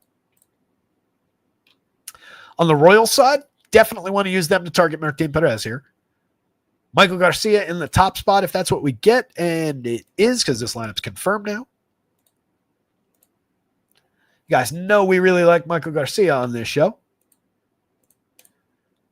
Very successful season that we're all over from the get-go. 298, 361, 466, a 127 WRC plus on the year, 13 homers, 22 stolen bases. Kid is just absolutely cashing in on the talent this year. 13.3% strikeouts, 9.1% walks. A lot of balls in play, but also can get on base via the walk. Solid table setter, solid individual contributor. Excellent bat to have ahead of Bobby Witt, Vinny Pasquantino, Sal Perez. Witt at 56.38 has 19 homers, 34 steals, a 130 WRC plus, just a rock solid option at shortstop. And honestly, a couple $100 short on the price on both sides probably, while still being very expensive. Vinny at just 41 at 32. The prices just don't budge regardless of how good he is. He's up to 28 home runs. I really don't know what they're looking for. I do not it defies expectation. It defies any kind of logic as far as the pricing. 214 ISO, 28 home runs, consistent numbers with everything else that he's done in seasons past. Last year, he only hit 19 home runs, finished at 262, 315, 446. This year, he's at 262, 322, 476. 346 xWOBA, 214 ISO. Last year, it was a 183 ISO. I don't have the xWOBA in front of me. The WRC plus has gone up by 7 points. This is a guy who's been a terrific hitter in terms of limiting strikeouts, and the strikeouts keep going down. We're below 16% now after starting off really poorly. But he's been tremendous as far as limiting strikeout. Drawing some walk, but not a ton, putting a lot of balls in play And as we talked about, each of those years just needed to find a little bit more barrel, and he has. And it's resulted in 28 homers and a monster spike in ISO, and they're not changing his price. Just take advantage. Keep going to it. Sal at just 41, 29, 22 home runs. Dynamite option at catcher, way too cheap for this kind of premium contact from a catcher, especially against a lefty pitcher like this. Major upside spot for Sal. Randall Grichuk at just 29, 24. 8 home runs and 249 plate appearances, a solid 192 ISO. That's a premium upside bat for a very cheap price. He's not a star, but he's a guy who was hit 20 home runs in the show multiple times. 12.6% barrel and 50.5% hard hit this season. That's a big-time bat. That is really interesting in the heart of the Royals lineup. India, Lofton, Frazier, and then Tyler Tolbert down the bottom of the lineup. India, Lofton, Frazier, all basically the same guy. They play the exact same positions for the exact same price on FanDuel, second, third, and outfield. You want one of those guys, not all three of those guys, probably not two of those guys. On DraftKings, same thing. All three of them play second base. 2 of them have outfield eligibility. Pricing varies a little bit more over there. Between the 3 guys, Frazier's been the most productive this year. India's had the best career. They're mix and match options across the board. Tyler Tolbert is not a part of that conversation, despite sharing second base and outfield eligibility at 22. He's a little bit cheaper. On DraftKings, he's just an outfielder at 25, similarly priced to Nick Lofton. He's at least kind of interesting because he's stolen 17 bases in 34 plate appearances. So in half of his major league plate appearances so far, he's gotten on and stolen a base. Or he's not gotten on and stolen a base because his on base is only 265. But he's stealing bases when he happens to get on.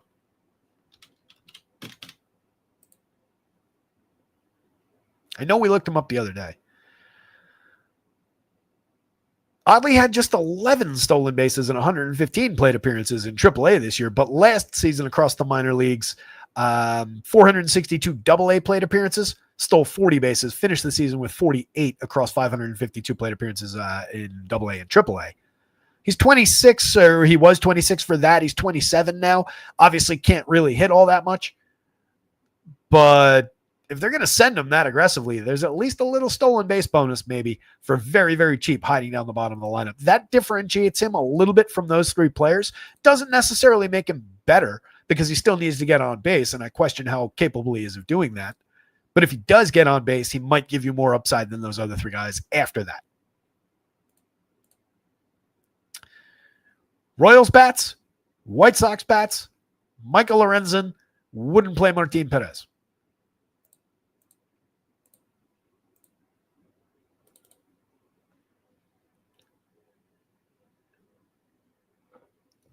What's up, my lanes? Play Abrams today over Witt, cheaper and no ownership. I don't mind that call. Neto, a good spot. I like Neto better than I like Abrams. I like Witt better than Abrams as well, but I don't disagree that Abrams is an interesting pivot there to get away from any kind of ownership that Witt's drawing, like you're saying. Greg, no idea yet. You know how I schedule these things. It's kind of how they fall during the week. I would love to get it set up so that we're doing a little bit each day in the week. We'll see how that goes as far as NFL shows, but we will definitely be covering the NFL all season long. And with promo code KICKOFF, you can get your first month for just $15. That's 50 cents a day for the month of September for football and baseball. Everything is included. Anything else that hits that website is also yours for the same price. $5 weeklies also run through the end of August with promo code 5ME. Check out rotoscouts.com. Hit the like button, subscribe button here. Mitch Keller, Andre Palenti, another just dynamite pitching matchup. We got both of these lineups in. Let me grab them. Keller, roller coaster as always, but a gettable enough Cardinals lineup to line him up against.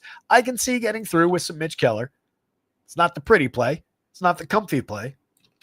I could also probably see getting through some pretty bad Pirates with Andre Palenti. Difference being a couple points of strikeout between the two this year, but Keller's all the way down at 18.7% strikeouts this season. He's been better than that in years past. 21.5 last year, 25.5 the year before that. So he's been in general decline over the last 2 seasons. 4.34 ERA, a 4.24 xFIP, low end walk rate, doesn't really give up a ton of premium contact. He is over the threshold in both of these categories, right at it in exit velo, but manages launch angle at a decent trajectory, 6.8% barrels. Hasn't really lost a lot of barrels this season. Somewhat believable 2.25% home run rate. Maybe that could be more around 3 overall. Not a good pitcher, but kind of an average pitcher this season with the capability of spiking a decent day at cheap pricing. I don't hate the Keller option as much as I might otherwise on different slates against different teams, but a 4.21 implied total for the Cards speaks to their general quality against. Most often, this is going to end up as a just typical 4 or 5 run game. Keller's not going to be that appealing. Neither are the Cards bats. Going the other direction, Andre Palante at 6,000 at 6,400. Just 15.8% strikeouts out of him. He's got a 5.17 ERA, but he's got a 3.93 xFIP. That's the more real number. 10.1% swinging strikes kind of stands out for a low strikeout pitcher, capable of missing bats, but doesn't throw enough strikes overall, 24.7% CSW. Doesn't really allow too many home runs because he keeps the ball down significantly. Just a 0.4 degree average launch angle is going to cut in the home run upside. 3.09% home runs is actually a little high for him.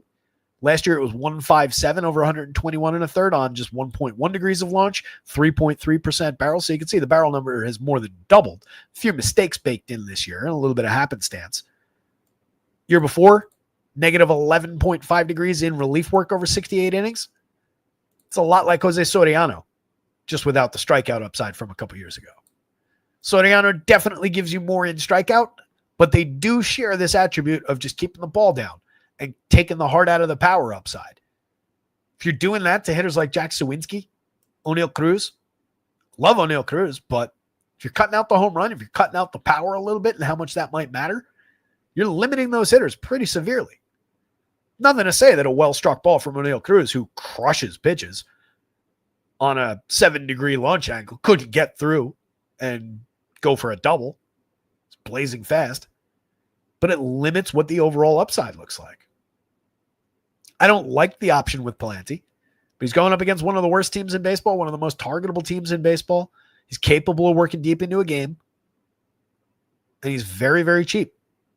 We're looking for essentially the game that he had against Miami back on July 28th. He went 7 innings against a comparable Miami team, a better Miami team. Struck out 4, walked 1 hit allowed, no runs, dynamite start. Follow that up with 5 innings against the Pods, just 2 earned runs on 5 hits, not bad there. 4 strikeouts, 3 walks, only got through 5, gave up a home run. He's given up a home run in each of his last 4 games. That's where some of that blip for home run has come from. Just an inning and 2/3 and a meltdown start against the Cubs. 3 starts back, give up 6 earned runs on 7 hits. That's obviously a disaster. Against the Yankees, it was up and down.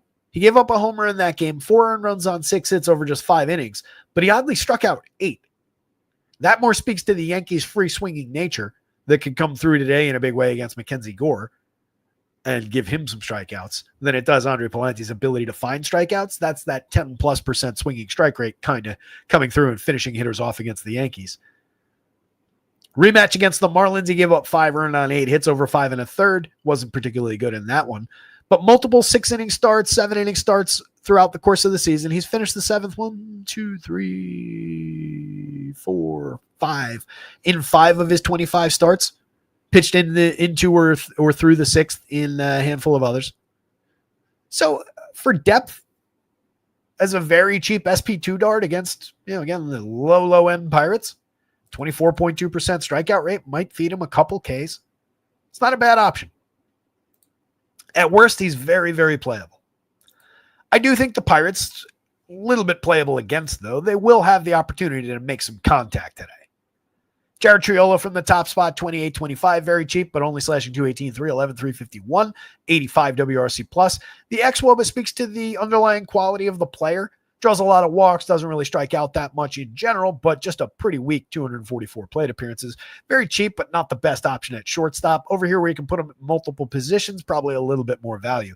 Spencer Harwitz is a good hitter. 258, 329, 398, 7 home runs and 310 plate appearances. Just kind of average numbers across the board this season, but a 102 WRC plus. Had a better year last season. Missed a lot of time this year due to injury. Brian Reynolds is 45, 3,000. We questioned it yesterday. We noticed that he was on a hot streak. He went out, hit another home run, 14 homers on the season. Just a little normalization for a very good player who's had a terrible season overall. 246, 305, 410, and 96 WRC plus. But that 351 XWOB is finally coming through a little bit. O'Neal Cruz back in the lineup. Again, major source of premium contact, 18 homers, 34 stolen bases, but just a 92 WRC plus, just a 191 XWOB. This and this home run pace over 454 plate appearances completely fly in the face of that kind of contact. He should be cashing in on that way more often and will in the future. Just didn't happen this year. McCutch still makes decent contact, still draws his walks, gets on base, 331 on base percentage, just a 98 WRC plus, but a 348 XWOB under the surface, 12 home runs. It's an okay season for the old man. Sawinski still contacts the ball pretty well, but strikes out a lot. He does draw walks, so he is a 3 true outcomes-y kind of hitter. 123, 286, 228 over 140 plate appearances, though it's been mostly bad outcomes for him this season. Henry Davis at 2,225, pretty cheap, but Sub Mendoza 253 on base, a 51 WRC plus. Leover Piguero hasn't gotten anything done over 69 plate appearances outside of just 4 home runs and a 206 ISO, so a little bit of power output has come through, but it hasn't really come on any kind of premium contact. Bad strikeout to walk, hasn't been productive other than just a couple of long balls, a little bit of happenstance. And then IKF has never been much of a hitter. Top of the Cardinals, Lars Nootbaar at 42.29, fairly priced, going up against a gettable pitcher like Mitch Keller. 13 homers from the left side for him, but very solid premium contact numbers. That goes for the top 3 here with Ivan Herrera and Alec Burleson also making very good contact, but only hitting mid-board type home run numbers. 10 homers in 322 for Herrera and 16 in 460 chances for Alec Burleson. All 3 of those guys get on base at good to very strong clips. They all are positive run creators with the second and third hitters in the 120s for WRC+. It's a productive enough top end, but they're very mid. Wilson Contreras at 4,800, 3,100 has 19 home runs to lead the team, 197 ISO. He's had a decent season. He's hitting the ball very hard. He's only okay at first base. Those are okay first base numbers. I'd rather have Vinny Pasquantino, Pete Alonso. Those guys are priced similar. Vinny's cheaper, right? Why is Wilson Contreras 4,800? And Vinny is 41.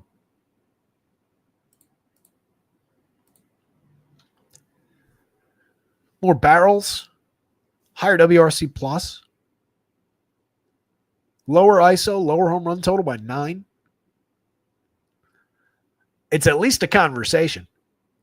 Nolan Gorman at 41, third base only on DraftKings, 29, very cheap on FanDuel, second base eligibility still over there. 12 home runs, a 189 ISO. Some of the powers come through a little bit, pushing up near a double-digit barrel rate, which he needs to get back to. 41.9% hard hits is a dip for him, but he's been productive enough with the bat, a 110 WRC plus this season. Some significant improvements in the strikeout and walk department for him. Not a completely lost year anyway for Nolan Gorman. Definitely tons and tons of power there. Mason Wynn, just another shortstop at best, but playable for a fair price. Thomas Segisi, Yohel Pozo down lineup, mix and match pieces at best. And then Jordan Walker, who continues to be disappointing despite a 10% barrel, 50% hard hit. Just 4 home runs, 7 stolen bases, just a .088 ISO. Kid's got talent, just needs to find it on a regular basis.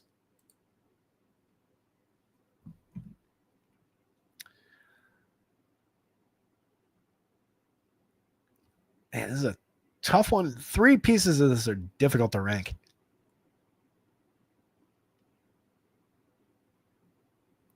Cheap Andre Palante, despite Keller projecting out slightly better. Mitch Keller, 2. Cardinals bats, 3. Pirates bats, 4. Pirates bats are still playable, though.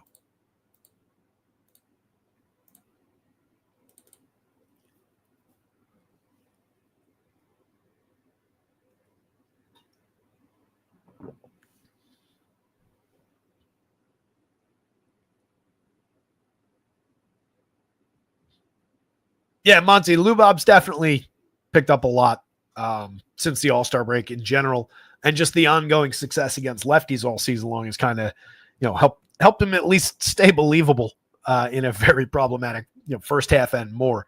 But yeah, he seemingly pulled it together.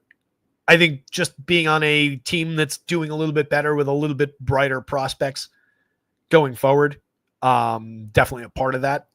He's an emotional guy. I get it. Angels and the Rangers. Yusei Kikuchi against Patrick Corbin. We have these lineups in as well. So the aforementioned Zach Neto looking pretty solid against Corbin. Corbin's a pitcher we've been just targeting for years. It wasn't working out as frequently earlier this season as in years past. Had a good start to his year. Has tapered off somewhat in recent starts. We've continued to go after him in the. That was why that didn't make sense. We've continued to get good numbers against because the model has a long memory. We've continued to go after him, and I think we do that with the Angels here today. Major home run upside showing for Los Angeles. 4 of these guys, 5 of these guys above the magic number with Nico Cavadas creeping up over it. Dead min price down the bottom of the lineup. That's kind of interesting. Hasn't done much with 12 plate appearances so far, but mid price. No Nolan Chanuel again. Mike Trout in the 2 spot I like. Loads of power up there. You have a very solid sneaky option in Travis d'Arnaud doing the catching. That's an interesting Angels lineup. 4.37 implied total. Going up against a version of Corbin with a 4.61 ERA, a 4.33 xFIP, down to 19.1% strikeouts. Still hovering below 4% home runs on moderate premium contact numbers, but starting to crumble there. It was just 3.27% home runs, but a lot of premium contact was available last season. He just cut launch angle a little bit, but still pitched to a 5.62 ERA, was super gettable there. And then the season before, 4.18% home runs, no strikeouts, was really targetable that season. So I think safe enough to throw Angels bats at least, secondary stacks, one-offs. But I'm all over full stacks with this Angels team. There's a lot of power showing. Going the other end, Corbin at 63, at 67, if nothing else, 29.2% strikeouts for the opposing lineup. So you do have to at least note that Corbin is on the board, given his ability here and there to find strikeouts. Still does find a 10.9% swinging strike rate, so that does put him in play against all those strikeouts. So don't take him off your board, but I lean heavily toward the Angels in that equation. The Rangers at a 4.23 implied total against Kikuchi, who's been the better overall of these two pitchers. He's got a 3.42 ERA and a 4.10 xFIP. The xFIP higher than the ERA, but that's still a not bad xFIP number. He's gotten walks below 10%, 9.4 on the season. Still not good, but manageable. 23.6% strikeouts, not bad. Just 2.94% home runs. That's where we run into a little bit of concern about the reality. 41.1% hard hit, 91.2 miles an hour of exit velo is a lot. 9.3% barrels is a lot. He also puts too many guys on base overall. A 1.42 whip. He has punched his way out of trouble time after time throughout the season. That's why that ERA is more than half a run lower than that xFIP, despite all of those bad indicators. When it goes pop around him, it's bad. Tends to give up a lot of runs pretty quickly when that happens. But that's kind of priced in on DK at 83. 96 on FanDuel, I feel, is a little bit silly given how the rest of the sport is priced. He could pay that off, but it's probably not the best play to go to him. Outside of he won't be popular on FanDuel at that price. But it's probably not a great move going to him ahead of lock here. He could succeed. He could end up with a good number at the end of the night against that price. But projection-wise against that price, we're just barely there on a pitcher with a pretty big basement. If we're leaning toward Angels bats, Zach Neto at 4,900 is a dynamite option at short. 3,400 on FanDuel. What was the... Yeah, you know what? Whoever said it in chat, for the price difference between the two, I might actually agree that Neto would be the better option there between him and Witt, especially if you get him at lower ownership. 22 homers, 23 stolen bases, 212 ISO. You got a 201 ISO on Mike Trout with 20 homers on the board. We know there's more upside than that from Mike Trout in an ongoing sense. Still barreling the ball in 14% of his batted ball events. Strikes out a lot this year, but still draws a monster walk rate. Very productive bat, 120 WRC plus, and very affordable, especially over here at 3,200. 3,400 for Taylor Ward, 45 on DraftKings. Monster barrels and premium contact out of him. Same deal with Joe Adell, who is still just under 30 home runs. We're getting to 30 with Joe. We're already at 30 with Taylor Ward. 253, 246 ISOs, 119, 113 WRC plus marks. Monster power bats. Both guys strike out quite a bit. 26% strikeout rates for both dudes, but 12s in the home run model against Corbin. Love the upside. 34-26 for Luis Rengifo across multiple infield positions. 78 WRC plus, not that appealing. 7 home runs, 6 stolen bases across 450 plate appearances, not that appealing.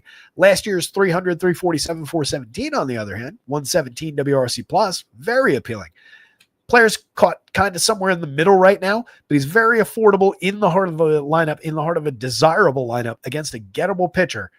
That's not a terrible option from that spot. You're going to probably need some Luis Rengifo in your Angels stacks today. Not necessarily like need for success, but need for like filling it out, completing the positions, using his price in a 5-man, et cetera, et cetera. Travis d'Arnaud is very appealing for that. 3,100 for a catcher with an 11.6% barrel this year, 10.5 the year before, 9% the year before that, solid 40+% hard hit rates each of those seasons. This year, just 6 home runs in 210 plate appearances, 155 ISO. Last year, 15 in 336 with a 202. Year before, 11 with a 172 and 292. Year before that, 18 with a 205 and 426. Very, very capable home run hitting catcher. Love the option at 31-26. It takes Ohapi out of consideration, not in the starting lineup here, but that is a very solid replacement that fewer people will play than would have played Ohapi. So you gain from it being Travis d'Arnaud without sacrificing much upside at all. Christian Moore hasn't really found it at the major league level yet. 186, 288, 314, a 70 WRC plus. Still rolling him out there, but problematic option as far as success goes. Teodosio at 28, 23. No real production over 64 plate appearances.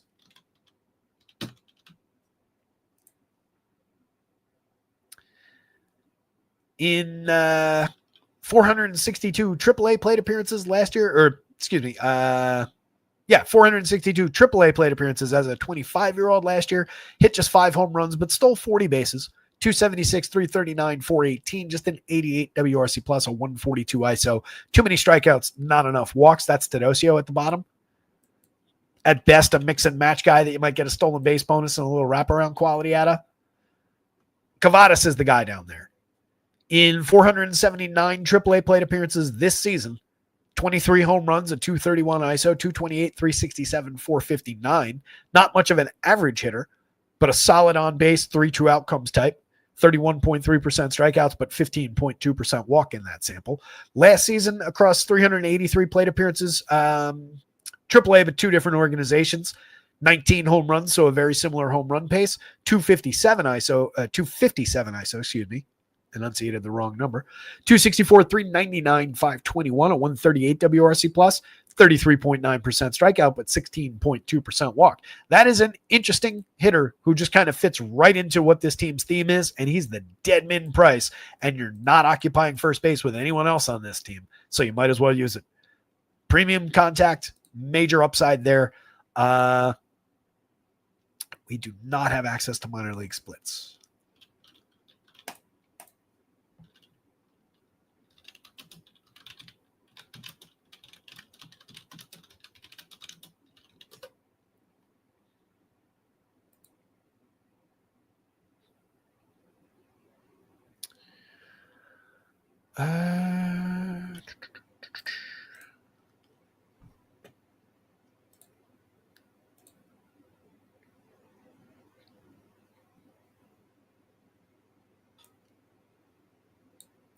In his big minor league season last year,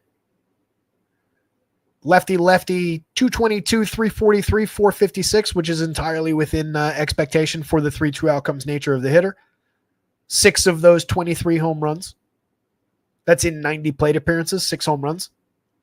So the power and the ability to get on base, very present in same-handed plate appearances in the minors. It's a really interesting option at the dead min in a lineup we want to get to. 10.84 in the home run model. Rangers bats very much in play against Kikuchi.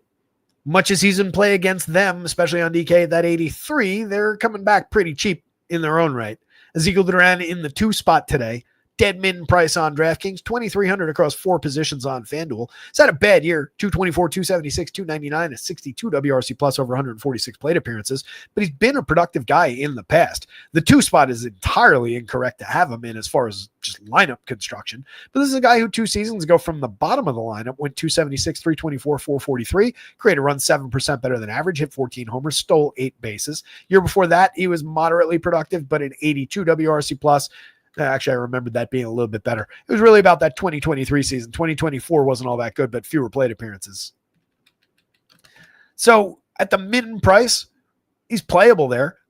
It's just, again, I prefer to get him from down here. I feel like he'll probably pick up some popularity from the two hitting between Langford and Corey Seager. Langford in the leadoff role at 4,000 at 3,500, differently priced across sites. Still very cheap on DraftKings. Expensive, their most expensive bat on FanDuel. 13.1% barrel, 47.2% hard hits, 19 homers, 18 steals, 116 WRC plus. FanDuel's got it right. DraftKings has it wrong. Take advantage if you're building with the Rangers. Play some Wyatt Langford on DK. Corey Seager is also cheap, 4,500 over there. He's 33 on FanDuel. Both those prices a little bit low. 10.44 in the home run model. Langford's at 10 plus as well. 19 homers on the season for Seager at 202 ISO. Numbers are a little off the mark for Corey Seager, but if you take the name off the jersey, you just look at the premium contact at the 438 plate appearances worth of production, you'd say that's a pretty productive shortstop.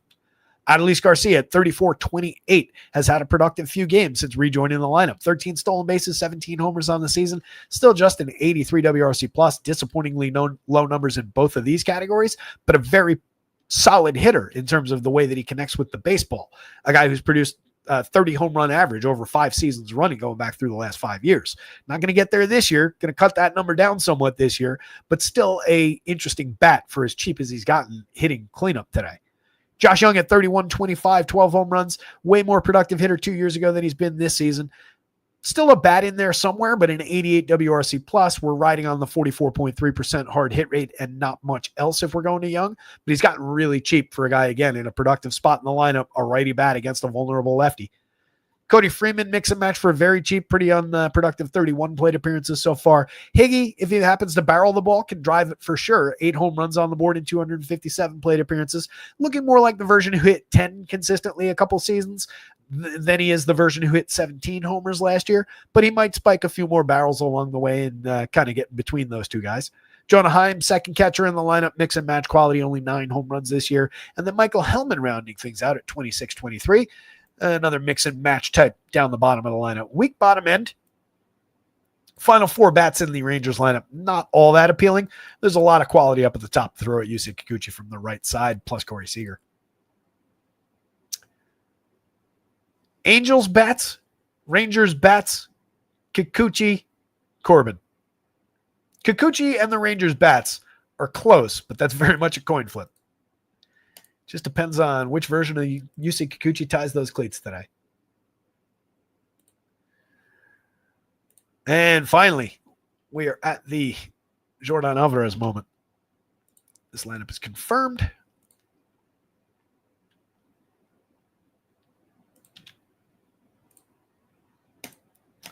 Big fella's back in the lineup today. 121 really bad plate appearances. Totally uncharacteristic from him to start the season. 210, 306, 340, a 74 WRC plus. Part of the ongoing problems that the Astros had early in the season. Even within that, an 11.9% barrel, 46.4% hard hit. Struck out just 17.4%, walked 13.2. All of that looks very Jordan Alvarez-like.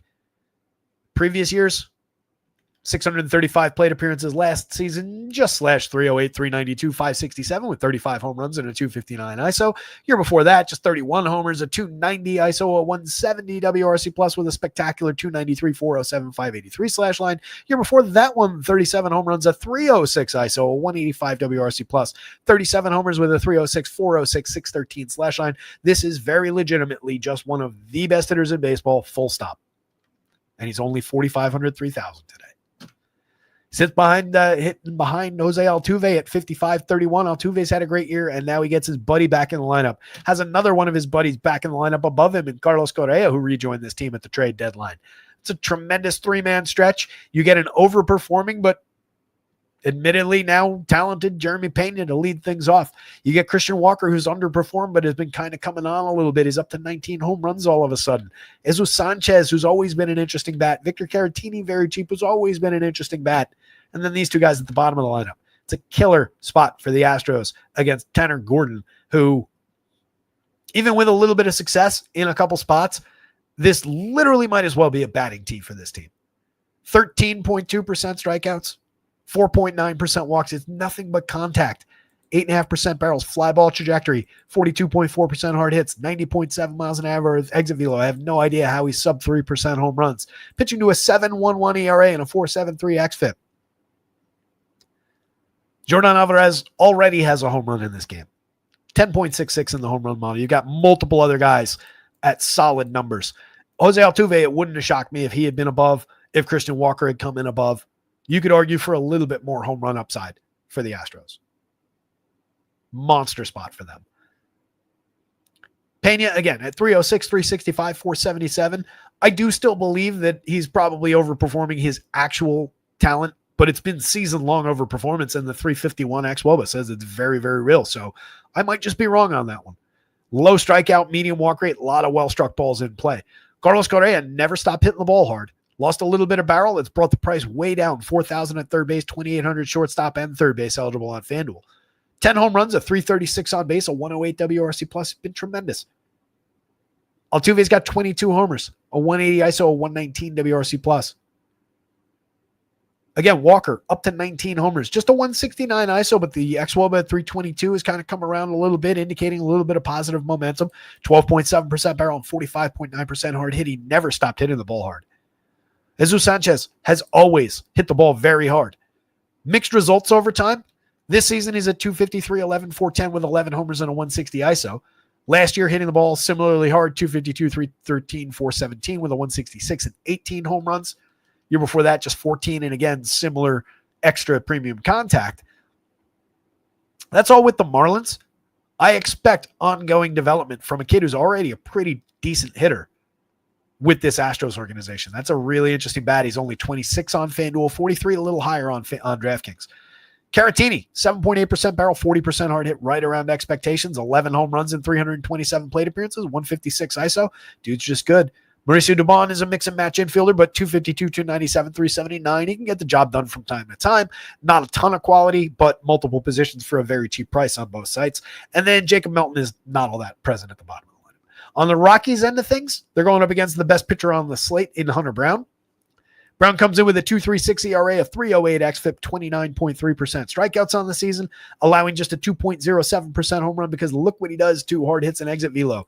32.2% hard hit, 86.4 miles an hour of exit velo, just a 5.6% barrel rate. He is stellar at inducing weak and medium contact.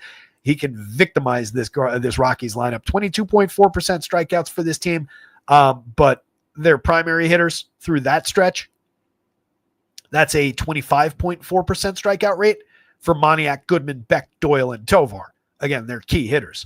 You can throw Ritter onto that fire at 30%. So you got a couple guys helping bring the overall average down. There are major strikeout targets here for Hunter Brown, and he's capable of taking away what this team, the one thing they do well is hit the ball hard and deliver a little bit of home run upside. But he's very good at limiting that. Love the option. Sub 3 implied total for the Rockies. Checks them basically off the board. I do think here and there, a contrarian stack or two, if you're building 150 lineups, sure, you can include that. If you're building 20, you probably don't want more than one because you're very thin on success with that. Tyler Freeman, 42-27, solid slash line, productive player this year, but down to a 96 WRC plus overall. The 358 on base is great. The 330 xWOBA speaks to the quality, but he's lost a little bit around the edges. Very low strikeout, low walk, but that matters a little bit less against a pitcher like Hunter Brown. Mickey Moniak has gotten cheap again, 3,000, 2,600. 18 home runs. The production comes and goes. I would lean toward goes against Hunter Brown today. Hunter Goodman at 47-29, their best overall bat, 25 home runs on the season, a 246 ISO. Less than likely to come through with that today, 8.76 in the home run model. He's typically at or above 10. Jordan Beck at 39-27, 14 homers, 14 stolen bases, 336 on base, a 105 WRC plus, one of the more productive players on this team. Phil's counting stats for sure, but challenging matchup for a guy who strikes out 27.9% of the time, 35.3 last year. Brenton Doyle strikes out 24% of the time. So does Ezekiel Tovar. Those are improved numbers for both players, most dramatically for Tovar. Both guys can hit the ball hard. Both guys can fill counting stats across the board, but both guys very inconsistent. 291 on base, 302 on base, 78 and 90 WRC plus marks across decent sample sizes. Warming Bernabel at 33-26. Good start to his career, over 102 plate appearances, 286, 314, 500, a 110 WRC plus, 4 home runs, a 214 ISO. Just another guy, a little less than likely to contribute against such a good pitcher. 13.7% strikeouts is definitely noteworthy, but also not really delivering much premium contact despite the solid ISO of the home runs. More happenstance there, more probably a little Coors Field impact there. We'll see where it goes. Kyle Karros, Ryan Ritter. Karros has been low strikeout, high walk over 54 plate appearances. Been putting up decent production, 117 WRC plus, but it comes against a 299 xWOBA that would suggest some correction is coming very soon. And then Ryan Ritter is nothing more than a mix and match quality player. Hunter Brown, Astros bats. Hunter Brown, either way, both are top end options.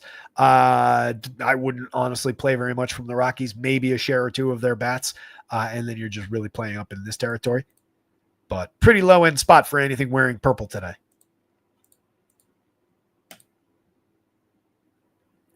Pods and the Mariners. Mariners lineup is in.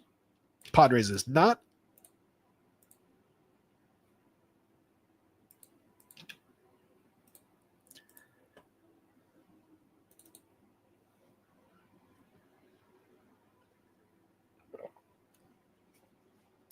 Jimmy, Washington stack is in play.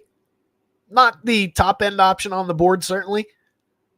But, they should be a little bit lower owned than a lot of the more low priced, lesser, let's say, teams overall. Teams not implied for 5+ runs is a good way to put that. So especially at the top end with some of the lefties, their chances of succeeding in Yankee Stadium against this version of Luis Gil, absolutely, they're in play. We went through it in back in the first game. I would at least consider some of them across multiple lineups. They would be one of the stacks that I would definitely have in play. Wouldn't be out there sorting them out of things. Padres, 4.0 implied total, going up against the Mariners with a 4.10 implied total. Those numbers, I'm not totally sure. Luis Castillo, 3.57 ERA, a 4.17 xFIP. On the other side, Dylan Cease, 4.71 ERA, 3.50 xFIP. Cease is pitching to a 30.1% strikeout rate, but walking 9.8%. Castillo pitching to a 20.6% strikeout rate, but walking only 6.5%. There's a lot of back and forth between these two. Cease definitely comes in with the higher end upside, higher ceiling against a higher strikeout opponent. He's the better option between these two. Castillo, the ERA is definitely overperforming the dip in talent that he's been experiencing basically all season long. It's also dramatically overperforming the premium contact that he's allowed. 10.6% barrel, 47.7% hard hit, 90.7 miles an hour. If it was 30, it would be spectacular.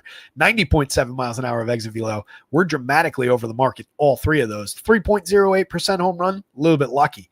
So would not surprise me in any way to see the Padres go off a little bit here against Castillo, put up a few more runs than that. I don't know necessarily that it's like an immediate under-the-radar go-to stacking spot. In all likelihood, we're going to see, if he blows up 6 runs, not 10, 12 runs. So I don't know that we're rushing to roster Padres, but I can see some visible downside in the Castillo play at 81, 87 against such a low strikeout team when he's otherwise pitching to very poor numbers around the edges. Some definite degradation in the overall for Luis Castillo. Cease, on the other hand, it's just about finding any kind of consistency. He has allowed a 9.9% barrel, sub danger marks on the hard hit, the exit velo, but those are both high numbers. A 3.21% home run rate is entirely realistic, but he comes with a major mark by stuff plus, ridiculous 15.4% swinging strike rate. I believe that's the highest swinging strike rate on the entire slate. 30.1% strikeout. Again, I believe that's the highest strikeout rate we have on the entire slate, outside except for Mizurowski at 35. But when he goes bad, it can get really problematic, as evidenced by that 4.7 ERA that he's carrying. There's no safety there, but there's definitely more upside. He has been on a pretty bad stretch lately, though. 5 innings, 4 earned runs against the Giants last time out, 3 1/3, 3 earned runs, 5 runs total against the Dodgers the start before that. He struck out 2 in that game and walked 6 in that tiny stretch. Came out of the game. 6 innings of, decent game. 2 earned runs on 4 hits, struck out 7, walked 2 against the Red Sox. 5 innings of 9 strikeout ball in a pretty clean 1-hit performance against the Cards back on August 3rd. That's a top-end performance. A lot of his more high-end performances, since you get so many strikeouts and you get a handful of walks along with it, he'll throw a lot of pitches and then come out of the game after 5, maybe into the 6th. Maybe he completes the 6th. You don't get a lot of completed 7th innings out of Dylan Cease. He's done it twice this season. Yeah, he's completed the 7th twice. He's pitched into the 7th another 4 times. So overall, he's only pitched into the 7th in 6 of his 26 starts. For the premium pricing, you'd like to have that a little bit more likely. But if everything goes great, then we could get there. 93 is a nice price on DraftKings. 10-1, a little bit dicier on FanDuel. Mariners put up a couple runs, and that's immediately a broken price. Definitely walking a tightrope with Dylan Cease, but he can be very, very worth getting across that tightrope for as well.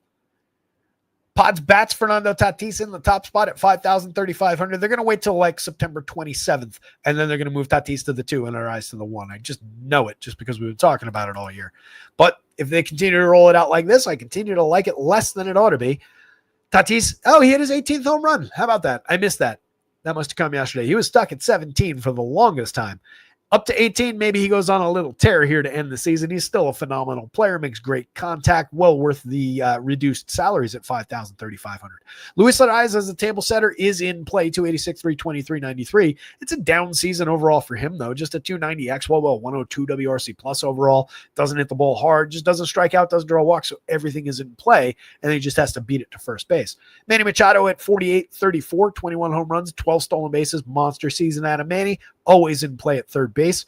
Ryan O'Hearn, 37, 3,000, as we looked at yesterday, pulled things together with the Padres, was experiencing a little bit of a dip when he first got there. Still a small sample in either direction, but it's nice to see that he's managed to pull things together, getting into games regularly. He was in and out of the lineup a couple days there at the beginning. Xander Bogaerts, 37, 28 across the middle infield, 10 home runs, 19 steals, 330 on base, 104 WRC plus. Just a fine option for a fair price in the middle of the lineup.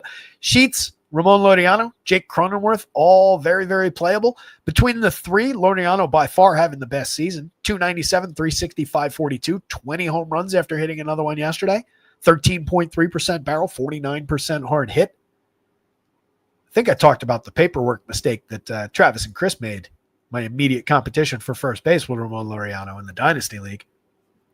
They had him as an IL replacement, and when a guy comes back midweek, which Aaron Nola did last Sunday, they had to take care of it by noon this Sunday, and they failed to.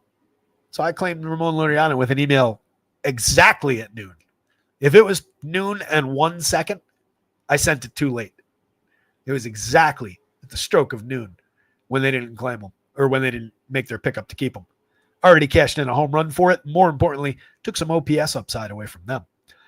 Dude's been really good this season. These are very good numbers that defied expectation for him, but they're not completely crazy. They're not out of the realm of possibility when you consider the previous years in his career. Got to go back even further, I think. Yeah, there you go. This is him. Oh, no, that's Cronenworth.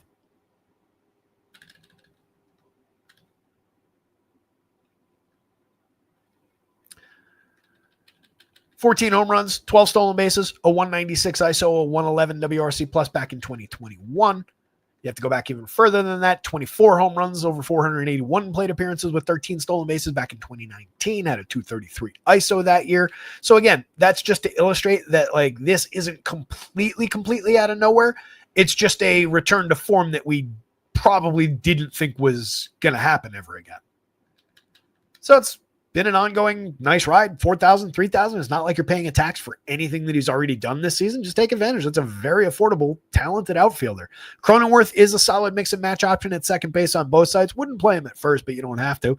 Freddie Fermin, as we've talked about numerous times, he's down to just 259 in the batting average, but he does have a respectable hit tool from the catcher position. Guy can just put the ball in play at 2,300, at 2,400 against this version of Luis Castillo. Has value if you're stacking up Padres. So don't sleep on Freddie Fermin from down lineup. Interesting enough bat. Not overly productive, no real power to speak of, but a solid average from time to time. Top of the Mariners. If Dylan Cease goes wrong, the Mariners could be interesting, but leaning slightly Cease, I think. 410 implied total feels like Vegas is as well, while still hedging a little bit. You do have Cal Raleigh there at 13.10, the first 50 home run catcher season in Major League history. Been saying it all year long. Every time he puts on his cleats, he's setting a new standard for catcher seasons. It's been ridiculous. 62, 44 in it's entirely fair. He's got 14 stolen bases to go with 50 home runs. A 348 ISO, a 161 WRC plus from a catcher. Ridiculous. 49-31 for Randy Arozarena, who's up to 24 homers, 24 steals, a 203 ISO, 125 WRC plus. Dynamite season out of Arozarena that I don't feel like the sites are respecting with those prices. Definitely not FanDuel at 31. 5,100, 3,400 for Julio Rodriguez, who's up to 25 homers and 23 stolen bases now. Remember 10 minutes ago when it was a weak season for Julio? Monster turnaround over the last month and change. 119 WRC plus. Not that he was bad, but it was a little substandard. Josh Naylor, Eugenio Suarez, dynamite pickups from the Diamondbacks. Naylor, 22 homers, or 22 stolen bases, 16 home runs, 40 home runs on the board for Suarez. Jorge Polanco at 35-27, a solid option. 20 home runs on the board for him, a 206 ISO. Production can come and go, but the power is undeniable. The premium contact's undeniable. He's low strikeout, medium walk rate this year. Solid option to fill second base on both sites. Dominic Canzone hasn't stopped hitting the ball hard all year. 198 very good plate appearances that, again, I think people are probably sleeping on a little bit. 7 home runs, just a 167 ISO stands out a little bit as underperforming mark, given the premium contact that he's made. 12.8% barrel, 49.6% hard hit. Come away with 7 home runs makes sense in 198 plate appearances. That is a low ISO for that. Otherwise, he's been spectacular. 368 xWOBA to indicate that a correction for that would come in a more significant number of plate appearances. Been fairly low strikeout, which is an improvement year over year. Decent enough walk rate. That's a really interesting hitter down lineup for only 32.26. JP Crawford always gets on base, down to 355 from the 383-90 range earlier in the season. It's been a bad second half, but getting to first base is his big attribute, and using him as a lower owned wraparound from here up in front of those guys as opposed to from here directly into those guys makes him a little bit more interesting in my opinion. And then Cole Young, mix and match quality, 4 home runs, 95 WRC plus. Not completely inept at the plate, but not special. Dylan Cease, Mariners bats? No. Dylan Cease. Yeah, I guess the Mariners higher on the stacks board?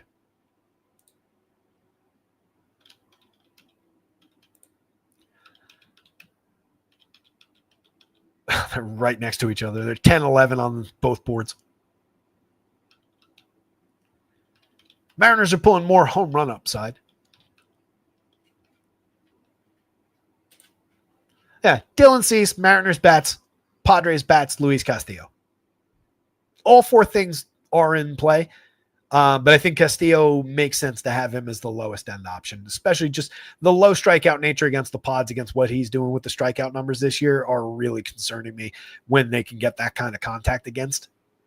Just a heavy contact team. I feel like that's a lowish total. 3 to go, coming up on 5:45. Traffic and weather on the hour. No Cubs, no Giants yet. We do have the Reds lineup from the later game. Matthew Boyd, 87, 10,000 across sites. I feel like DraftKings priced in the dip a little bit where FanDuel has not. Gettable Giants lineup, though.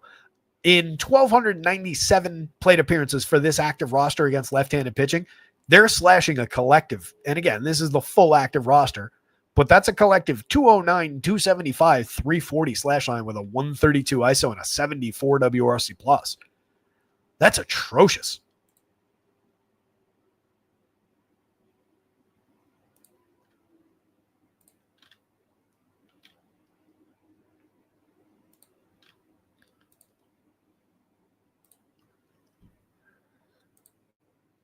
They have Rafi Devers and Elliot Ramos at 102. Both guys at 102. And those are the only two guys above average by WRC plus against left-handed pitching this year. Devers in 197 plate appearances, slashing 237, 325, 410 with a 173 ISO, 7 home runs, 26.9% strikeouts. They both walked 9% of the time. Ramos has just 4 of his home runs against lefties. 172 ISO, 27.6% strikeouts, slashing 239, 316, 410. And those are their two best guys against lefties. Jung-Hoo Lee hits for a little average, 263, 300, 398, but a 96 WRC plus. He's low strikeout, low walk in the split. He's hit 3 of his home runs against lefties, but meh. I do like Matt Chapman, assuming he's in the lineup, 3,900, 3,000. Big righty bat with some power down there. But only 1 of his home runs has come against lefties this season. 237, 341, 316, a .079 ISO. He's drawn a bunch of walks. That's where the on bases come from. 13.6% walk in the split. Just 21.6% strikeout. That's over only 88 plate appearances. Matt Chapman's better than that. But it's been a down season as far as that goes.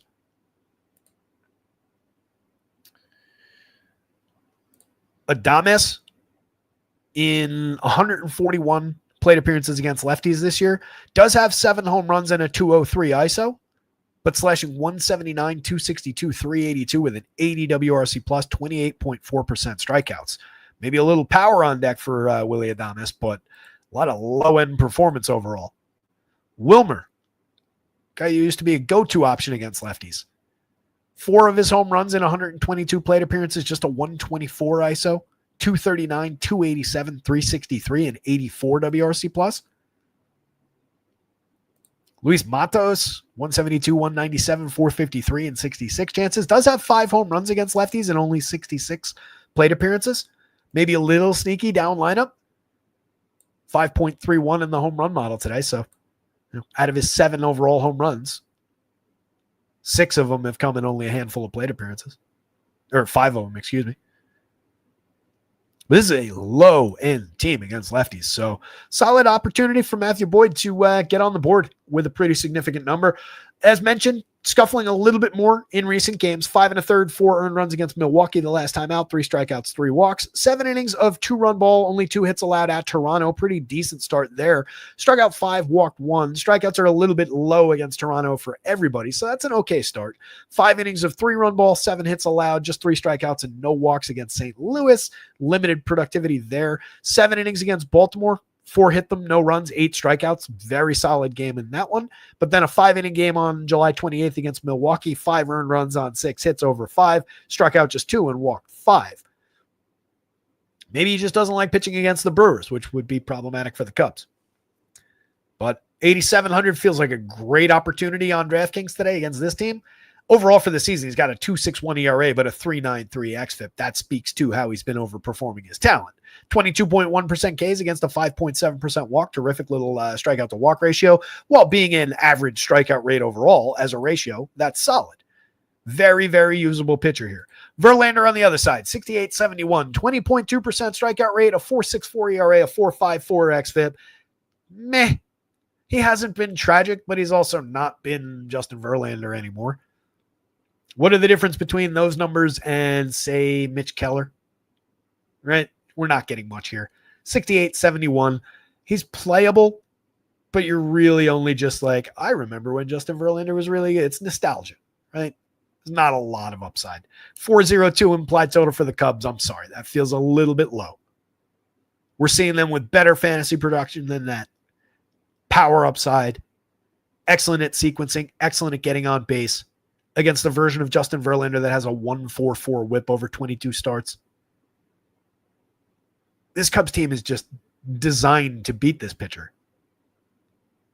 Michael Busch from the top spot at 44.32 has 24 home runs, a 2.29 ISO, and comes with a 3.41 on base, 133 WRC plus. Walking 8.8% of the time against a 24.6% strikeout rate. That needs to either push the walks up or bring the strikeouts down slightly, but that is a strong 475 plate appearances from the young player. Kyle Tucker, one of the best lefty bats in all of baseball, 21 home runs, 25 stolen bases, a 375 on base, 385 xWOB under the surface, a 202 ISO. What's not to like? Seiya Suzuki down to 4,200, 3,600, holding strong price-wise on FanDuel. He's got 27 home runs, a 235 ISO.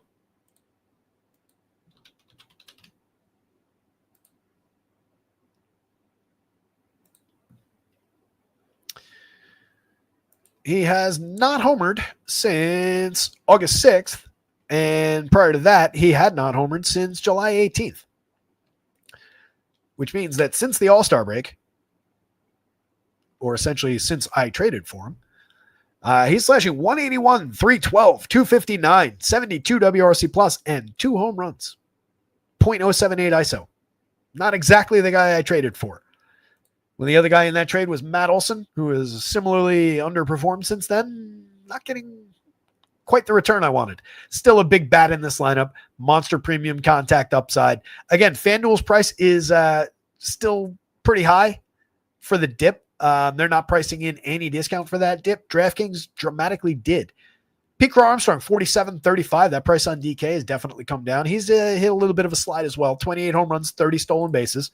Still like the chance to get the 30-30 on the season, though. PCA, let's go back to the break for him as well. Since the All-Star break, so since July 18th, 218, 267, 395, and 82 WRC plus, a 176 ISO, 3 home runs, 3 stolen bases, 3 caught stealings.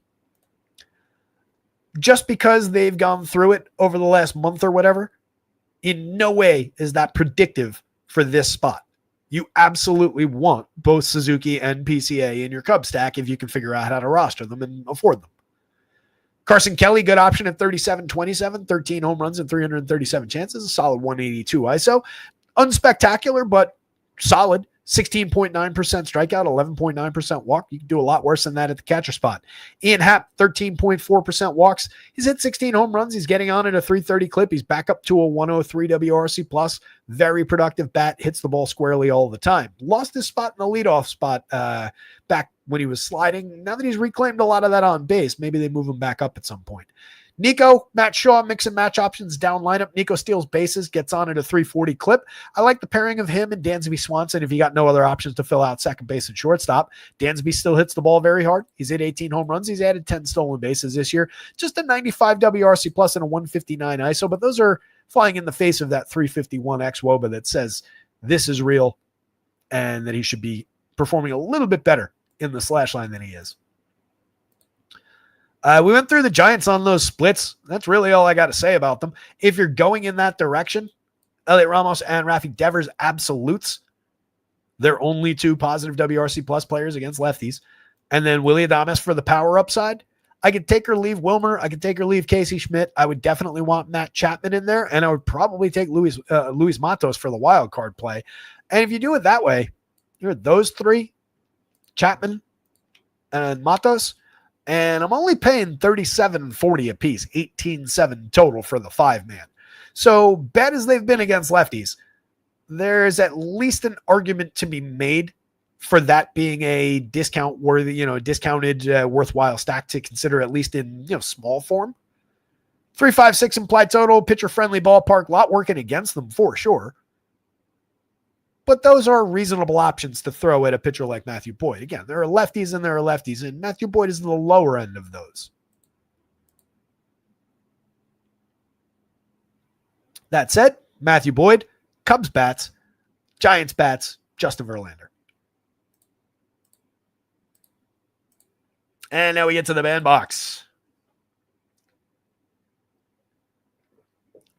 Machado 0 for 5 yesterday. Yeah, it's going to happen.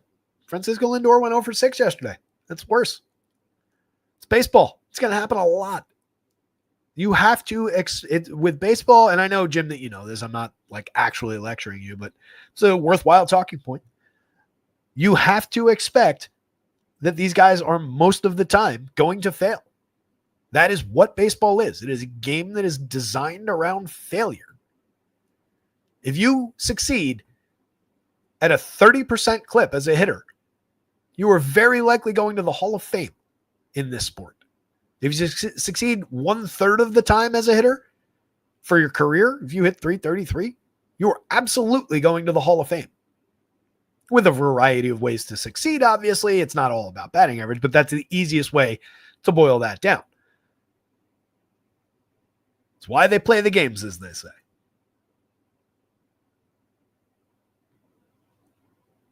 Yeah, there you go, Monty. Would rather roster an 0 for 14 than a player who's hot. Yeah, hot only exists in a backward-looking sense. There's nothing real about a streak, a player being hot. It's all backward-looking. There's nothing predictive about it. As I've said many times, it's like walking past the roulette wheel and seeing like, oh, it's 7 reds in a row. It's got to be black. Let me take my entire bank account and put it on black. It's just not how that works. It's an independent result. You can identify overperformance, underperformance in streaks based on who a hitter is over a large sample, the law of large numbers. But a hot streak means nothing. Same thing with clutch. Clutch, I do believe, exists a little bit more. Some guys just by nature, cooler under pressure, can come through, but it's not measurable. 1 plate appearance in October equals 1 plate appearance in June equals 1 plate appearance in March, just with different factors, different conditions, etc. But if those are normalized to via math to a neutral park, those are the same plate appearance. So clutch just goes away in the math. The numbers don't know what the situation is. The player does. That's why it can't be measured. Reggie Jackson hit 260. Yeah, batting average is the worst stat. Batting averages. I was arguing this the other day with the ladies who sit behind me at Yankee Stadium because they hate that OPS is on the scoreboard instead of batting average. They're trying to explain, like, no, OPS is so much more important. It tells you so much more about who a hitter is than a broken stat like batting average. This is what I know. Is all right, well, just extrapolate. This is what this means. Just learn something new. Drive me crazy. We'd rather have bad information than learn something new. Speaks a lot to what's going on in the world these days. Anyway, Tigers and the A's. 5.81 implied total, 5.31 implied total. Charlie Morton, Oswaldo Bido. Bido's probably only going 3, maybe 4 innings here. He's just getting worked back up to a starter. They might have an opener in front of him, but it's going to be Bido in bulk relief. If that's the situation, 5.37 ERA, 5.42 xFIP, 16.6% strikeouts, giving up a ton of premium contact over his 65 1/3 in 9 starts, a little bit of hybrid work. Last season was a little bit better for strikeout at 24.3%, had a solid 11.4% swinging, didn't give up much premium contact or power at all, 1.16% home runs, despite the extreme fly ball nature, 27% hard hit, 85.6 mile an hour of exit velo. That has gone away entirely so far this season. So I don't think we really worry too much about that. It was an attribute for him the year before as well. In a fully rounded out version of Oswaldo Bido, maybe that's something you could point to a little bit as to why he might hold the Tigers down.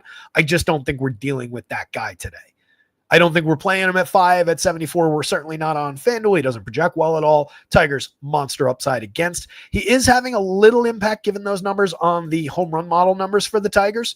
I do believe there's more power available than what might be showing here for the Tigers, partly because of the ballpark.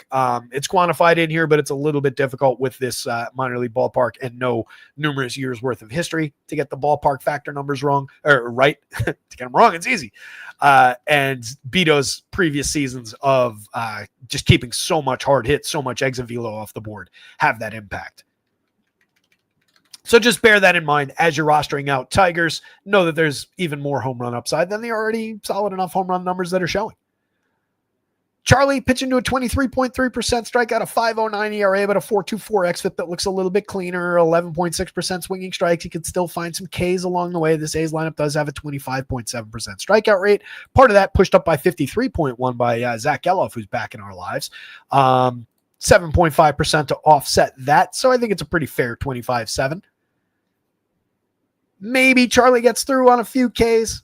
Probably going to get dinged around that premium contact, though. 42.8% hard hits, 91 miles an hour of exit velo, 3.41% home run rate, and all of these home run hitters for the A's. Only Kurtz is above the magic number, 10.26, but you've got Rooker, Langoliers, Soderstrom all right there. You've got Lawrence Butler, Zach Geloff back in the lineup at a respectable enough number for power. Just so much working against both these pitchers. I'm leaning heavily toward bats, which basically everybody is. As much as it might get you different playing Charlie Morton, I just don't think at 79, 85, you're really buying enough by being different there. Like, yeah, I would want to get that either different with a more likely success path or different at a cheaper price for this kind of path towards success. Colt Keith from the top of the Tigers at 37-28 looks like a monster. 11 home runs, a 162 ISO, a 113 WRC plus, and a lot more to give given that 356 xWOBA. That is a good player finding form, as I keep on saying. Leber Torres at 45, 3,000 has 14 home runs. Pretty spectacular, 14.7% strikeout against just 13.3% walk. Dynamite table setter, if nothing else, and a little bit of individual upside on top of that. Kerry Carpenter, Riley Green, Spencer Torkelson, monster stretch of premium contact and power for this team. 22, 31, and 28 home runs, 261, 246, 237 ISOs. Pick your poison or take all three. Major upside in this ballpark for those three hitters. Wenceel Perez is part of that equation this year. 11 home runs in 265 plate appearances, a 221 ISO for the switch hitter. 8.9% barrel, 39.8% hard hit. We got to keep our eye on where those numbers go. Maybe it goes away a little bit, but you're not really paying much tax at 41.29 for the numbers he's already put up, and he's been productive. He's also cut strikeout a little bit, just 19.6%, putting good bat on ball with consistency. Dylan Dingler, solid consistency out of him as well. 22.8% strikeouts this year, down from 34.5 in a small sample last year. 9% barrels, 45.1% hard hits, 11 home runs, a solid slash line, a 106 WRC plus. McKinstry at 43, 3,000 has a 118 WRC plus this year. He's got a 185 ISO. Nobody in their wildest dreams would have expected a 185 ISO. 263, 339, 448, 11 homers, 19 stolen bases. It's been really productive this year. And then Javi Baez, 293 on base, down to a 94 WRC plus. Need the season to end for Javi before these numbers get too ugly. Kurtz, again, quite possibly the best hitter in baseball since his debut, if not the best, top 5. 308, 398, 640, a 332 ISO, 27 home runs, a 179 WRC plus. Kid has been outrageous just right out of the shell. Definitely include him in your athletic stacks. Shea Langoliers at 51, 36, up to 29 home runs, a solid overall season, a 127 WRC plus. 20% strikeouts. I want that below 20% for the season, Shea. You got to do it. You've been improved so significantly all season long. Let's keep it below 20. 20% in itself would be a tremendous improvement. Brent Rooker down to 22% strikeouts, still hitting for major power upside. 26 home runs, a 222 ISO on the season. Soderstrom, just 22.5% strikeouts. Each of those guys can draw a walk as well. 23 home runs in 530 plate appearances for Soderstrom, and he's priced down to 4,200 now. 3,100 on FanDuel. Going up against a weak version of Charlie Morton. That's a solid left-handed bat to take out of this game.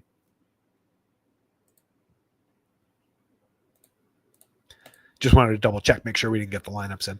Jacob Wilson back in the heart of the lineup at 39, 29, 312, 353, 444. Just one of the best hit tools in baseball for the young player.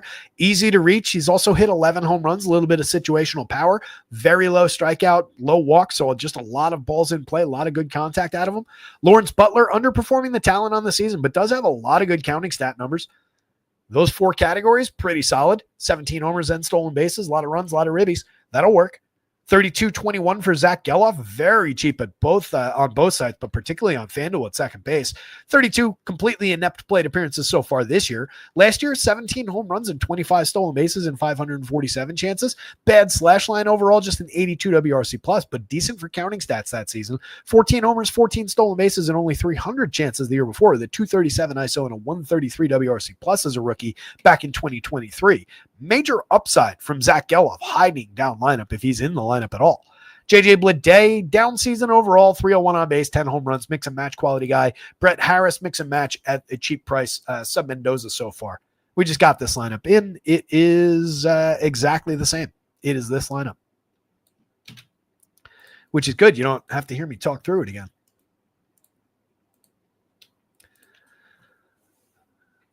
There we go. Despite the implied totals, I lean slightly A's bats over Tigers bats. That's how they stacked up today. But both very, very significant upside for stacking. Game stacks of this game, not a bad idea. A lot of shares of both of these teams. And then I would say slight lean toward Charlie Morton over Osvaldo Bido if you're feeling completely nuts and you want to throw a lineup away by playing a pitcher in this game, but wouldn't do it. Last game up, Reds Dodgers. After 6 o'clock, long show. Dodgers lineup, I believe, is in. Oh, they're both in now. Great. So Clay Kershaw having an adequate enough year. 3.13 ERA, but a 4.23 xFIP. Just 15.3% strikeouts, but only 6.2% walks. Can find a swinging strike or two here and there. Hasn't been terrible as far as the premium contact, given that low launch angle, that barrel rate, keeping home runs down to 2.06% so far. Maybe a little bit on the fortunate side of happenstance to be at that number. That's the wrong lineup. To be at that number, but believably still fairly good at managing the home run ball. Losing a little bit around the strikeout is definitely not good for the DFS scoring potential from the player, but he's come down to 7,700 price-wise on both sites. There are a few strikeouts through the middle with the Reds, but then a lot of their lighter hitters are very low strikeout. So it's kind of a mixed bag as far as finding some Ks, but they're not a high danger lineup as far as a lot of these bats outside of, Elly De La Cruz, maybe a little bit for Noel V. Marte. Other than that, it's not a really deadly good lineup. 396 implied total. So Kershaw, lightly playable. He's an available dart. I wish he was a little bit cheaper to make that even more appealing.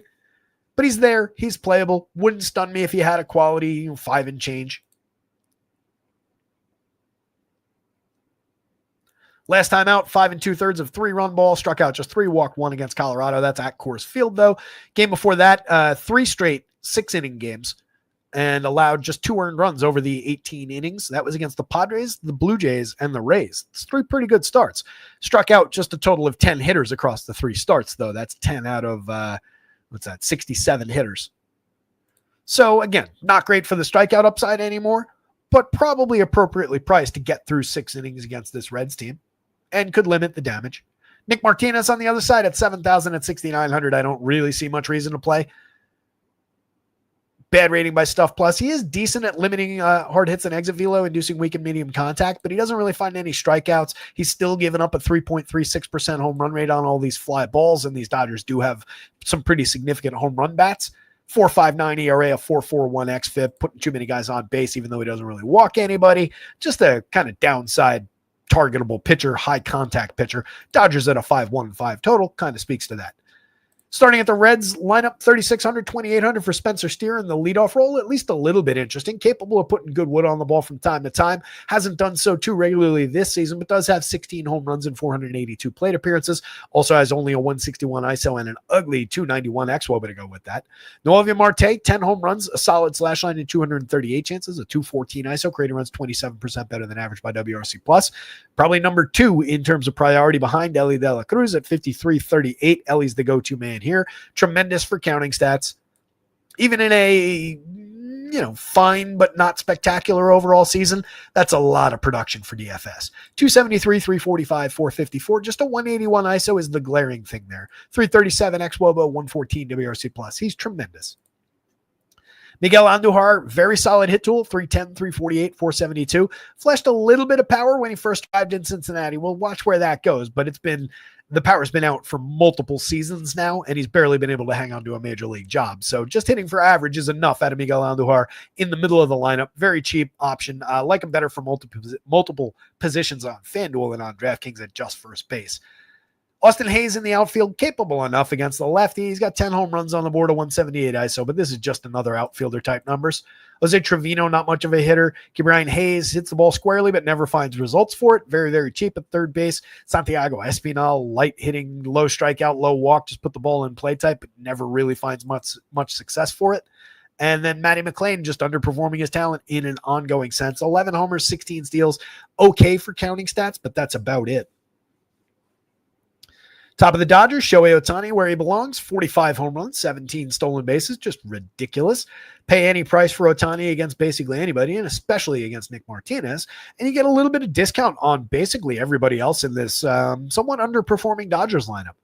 Mookie's been a big part of the problem. He's down to 44.33, very affordable for our purposes. Still scores a lot of runs, 79 runs in 535 plate appearances, 95 WRC plus though. Not a productive season for Mookie, problematic. Multi-position still on FanDuel is where you would want him. Freddie Freeman at 5 at 35, very appealing. 302, 374, 501 slash line, 199 ISO, 18 home runs. It's a very high-end first baseman. His price is somewhat down while still being a little bit expensive. Will Smith at 48, at 34, 15 home runs, one of the best catcher bats available on any given slate. Teoscar Hernandez makes excellent premium contact. 21 home runs, a little bit of a dip overall on the slash line for Teoscar, but still a 211 ISO. 101 WRC plus needs to climb and should, given the premium contact, given the 331 xWOBA. Andy Pajas at just 4 at 3,100, 23 homers, 13 stolen bases, a 193 ISO, 116 WRC plus. And then we hit this stretch. Enrique Hernandez and Alex Freeland mix and match players across multiple positions. And then Michael Conforto, who hits the ball hard and sees terrible results for it. 187, 295, 322.